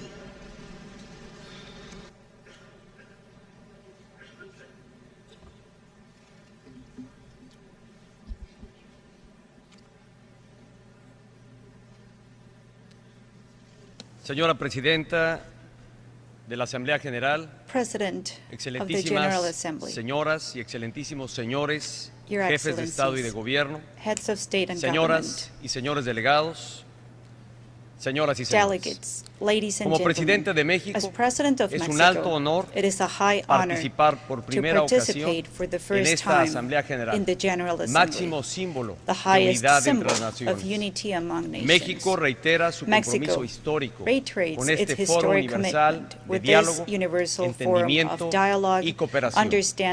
El mundo de hoy no podría concebirse sin las Naciones Unidas. Su influencia positiva está presente en todos los ámbitos de nuestras vidas. La ONU encabeza esfuerzos internacionales contra el hambre, las pandemias y el cambio climático, protege a nuestros niños, salvaguarda el patrimonio de la humanidad y alienta el empoderamiento y avance de las mujeres del mundo. Esta organización promueve el comercio y las comunicaciones globales, lo mismo que los derechos humanos y la paz. Gracias a las Naciones Unidas, nuestro mundo es hoy más libre, más democrático y más desarrollado. Pero así como son evidentes las contribuciones de la ONU al bienestar de millones de personas, también son innegables los múltiples desafíos que en la actualidad enfrentamos todos los países del planeta.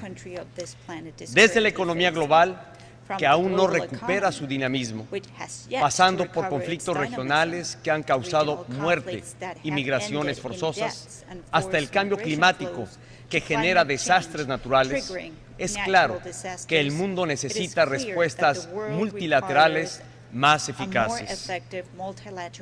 En un mundo con tantos fenómenos que trascienden fronteras, se requiere de la cooperación internacional como nunca en nuestra historia. Y esa suma de esfuerzos globales solo puede surgir aquí, en las Naciones Unidas. Hoy, nuestro planeta confía en contar con una organización de las Naciones Unidas más eficaz, eficiente, transparente, representativa y con mayor participación de todas las sociedades del mundo. La ONU debe atreverse a cambiar para mejorar. En México creemos firmemente que la ONU cuenta con todos los atributos para ser más audaz y renovarse. En materia de cambio institucional, necesitamos un Consejo de Seguridad que evolucione y sea representativo del nuevo equilibrio mundial. Es importante reformarlo para fortalecer su transparencia, rendición de cuentas y capacidad de respuesta. Consideramos que debe ampliarse el número de miembros no permanentes del Consejo, creando asientos de largo plazo con posibilidad de reelección inmediata en función de una representación geográfica más equitativa. El mundo necesita una ONU donde los miembros permanentes del Consejo no utilicen el veto en casos de violaciones graves del derecho internacional humanitario. En cuanto a la paz y la seguridad internacional, las Naciones Unidas deben impedir el tráfico de armamento y los graves daños que causa a nuestras sociedades. El Tratado sobre el Comercio de Armas nos brinda las herramientas para hacer frente a este creciente desafío. Sin embargo, es fundamental que todas las naciones lo firmen y, más aún, que lo ratifiquen. La primera conferencia de los Estados partes de este tratado se celebrará en México el próximo año. Será una gran oportunidad para que las naciones trabajemos juntas y evitemos que las armas dañen a los niños o a las poblaciones vulnerables del mundo. En este mismo sentido, también debemos fortalecer a la ONU para que pueda combatir eficazmente el terrorismo que lacera a las sociedades del planeta. Necesitamos, además, que una ONU renueve sus esfuerzos en favor del desarme nuclear. Debemos impedir que más países o actores no estatales tengan al alcance esta capacidad destructiva y también exigir a los que ya la tienen que reduzcan y eliminen su aumento. Si queremos un mundo más seguro, nadie debe utilizar o amenazar con usar el poder nuclear para poner en riesgo la supervivencia misma de la humanidad. Respecto a la agenda de desarrollo, ahora que se aproxima la fecha para definir los objetivos de desarrollo sustentable, necesitamos unas Naciones Unidas con una visión más amplia del bienestar de las personas. La agenda de desarrollo post-2015 debe reconocer que la pobreza no se determina únicamente por un ingreso insuficiente, sino también a partir de las demás carencias que impiden el desarrollo personal y colectivo. Consideramos además que uno de los ejes rectores de esta agenda debe ser la inclusión económica y social. Las Naciones Unidas también requieren poner al día su compromiso con los derechos de las niñas y niños y adolescentes, atendiendo las nuevas problemáticas que amenazan su integridad. Debemos iniciar una acción conjunta a nivel mundial para combatir el acoso escolar o psicológico como el bullying, al tiempo que reforzamos los valores entre nuestra infancia y juventud. Si queremos que mañana el mundo esté habitado por adultos con espíritu de comprensión, entendimiento, amistad entre los pueblos, paz y fraternidad universal, debemos actuar hoy con mayor determinación para que nuestros niños y jóvenes estén libres de cualquier tipo de maltrato. En suma, para hacer frente a los desafíos del siglo XXI, necesitamos unas Naciones Unidas con un nuevo diseño institucional, con un renovado compromiso por la paz y la seguridad y, sobre todo, con una agenda de desarrollo amplia e incluyente. Cambiar nunca es fácil, menos cuando se requiere una transformación de fondo, que depende de la cooperación de múltiples actores y cada uno tiene sus respectivas prioridades e intereses. En el caso concreto de la ONU, son múltiples las voces que reconocen la necesidad de un cambio, pero al mismo tiempo creen que es imposible lograrlo porque nadie cederá en sus posiciones. En México había una situación similar. Había quienes coincidían en la urgencia de impulsar cambios estructurales al interior de nuestro país, pero que a la vez advertían que no sería posible concretarlos. Esas voces aseguraban que las fuerzas políticas y el gobierno de la República no podríamos ponernos de acuerdo para transformar a nuestra nación. Sin embargo, México demostró que sí es posible construir en la pluralidad, que la diversidad es una fortaleza cuando hay disposición para el diálogo constructivo. La base para lograrlo fue el Pacto por México, un acuerdo en donde se plasmaron compromisos esenciales para impulsar una amplia agenda de reformas en distintos ámbitos de la vida nacional. A partir de este innovador instrumento político, los mexicanos nos atrevimos a mejorar la calidad de la educación, a flexibilizar el mercado laboral, así como a combatir los monopolios y las prácticas anticompetitivas. Nos atrevimos a modernizar el sector de las telecomunicaciones, a ampliar la oferta de créditos y reducir su costo, a fortalecer las finanzas públicas y a iniciar un nuevo modelo de desarrollo energético para el país. Los mexicanos dialogamos y acordamos la renovación de nuestras instituciones políticas y electorales, lo mismo que de nuestro sistema de justicia y de transparencia. Los mexicanos decidimos transformarnos. Estos profundos cambios se habían pospuesto durante décadas en México, porque ningún partido político ha tenido la mayoría legislativa en el Congreso en los últimos años. Sin embargo, a partir del diálogo y los consensos, fue posible concretarlos en tan solo 20 meses. ¿Cuál fue la principal diferencia con el pasado? Precisamente la voluntad de toda una nación que se atrevió a cambiar. México actuó con decisión y audacia. Se atrevió a transformarse y a ponerse en movimiento. Con base en esta experiencia, estoy convencido de que la Organización de las Naciones Unidas también puede cambiar. Señoras y señores, a casi 70 años de su fundación, las Naciones Unidas deben evolucionar como lo ha hecho el mundo.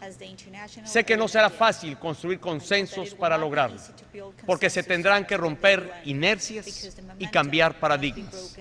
Pero también sé que aquí existe el talento, la visión y la audacia para conseguirlo. Es tiempo de construir una nueva organización de las Naciones Unidas para un nuevo siglo. Esto exigirá de todos los estados voluntad para escuchar, dialogar, tolerar e incluso disposición para ceder.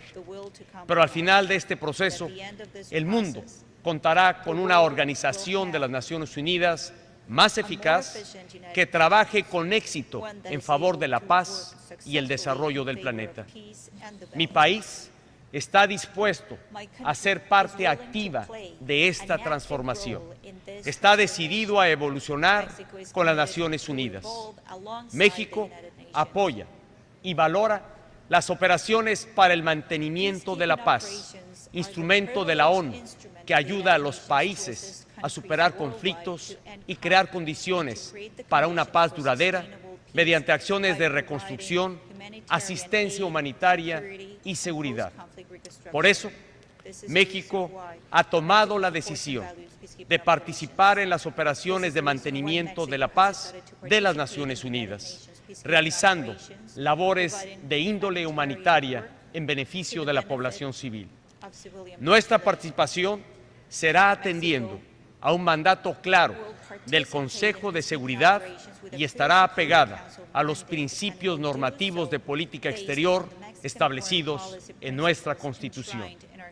Con esta determinación, México, como actor responsable, da un paso histórico en su compromiso con la Organización de las Naciones Unidas. El próximo año, esta institución cumplirá su 70 aniversario. Será una gran oportunidad para hacer de nuestra pluralidad un activo y una fortaleza para cambiar. Con la participación de todos, con el impulso y la audacia de los Estados miembros, las Naciones Unidas pueden transformarse en beneficio de toda la humanidad. Muchas gracias.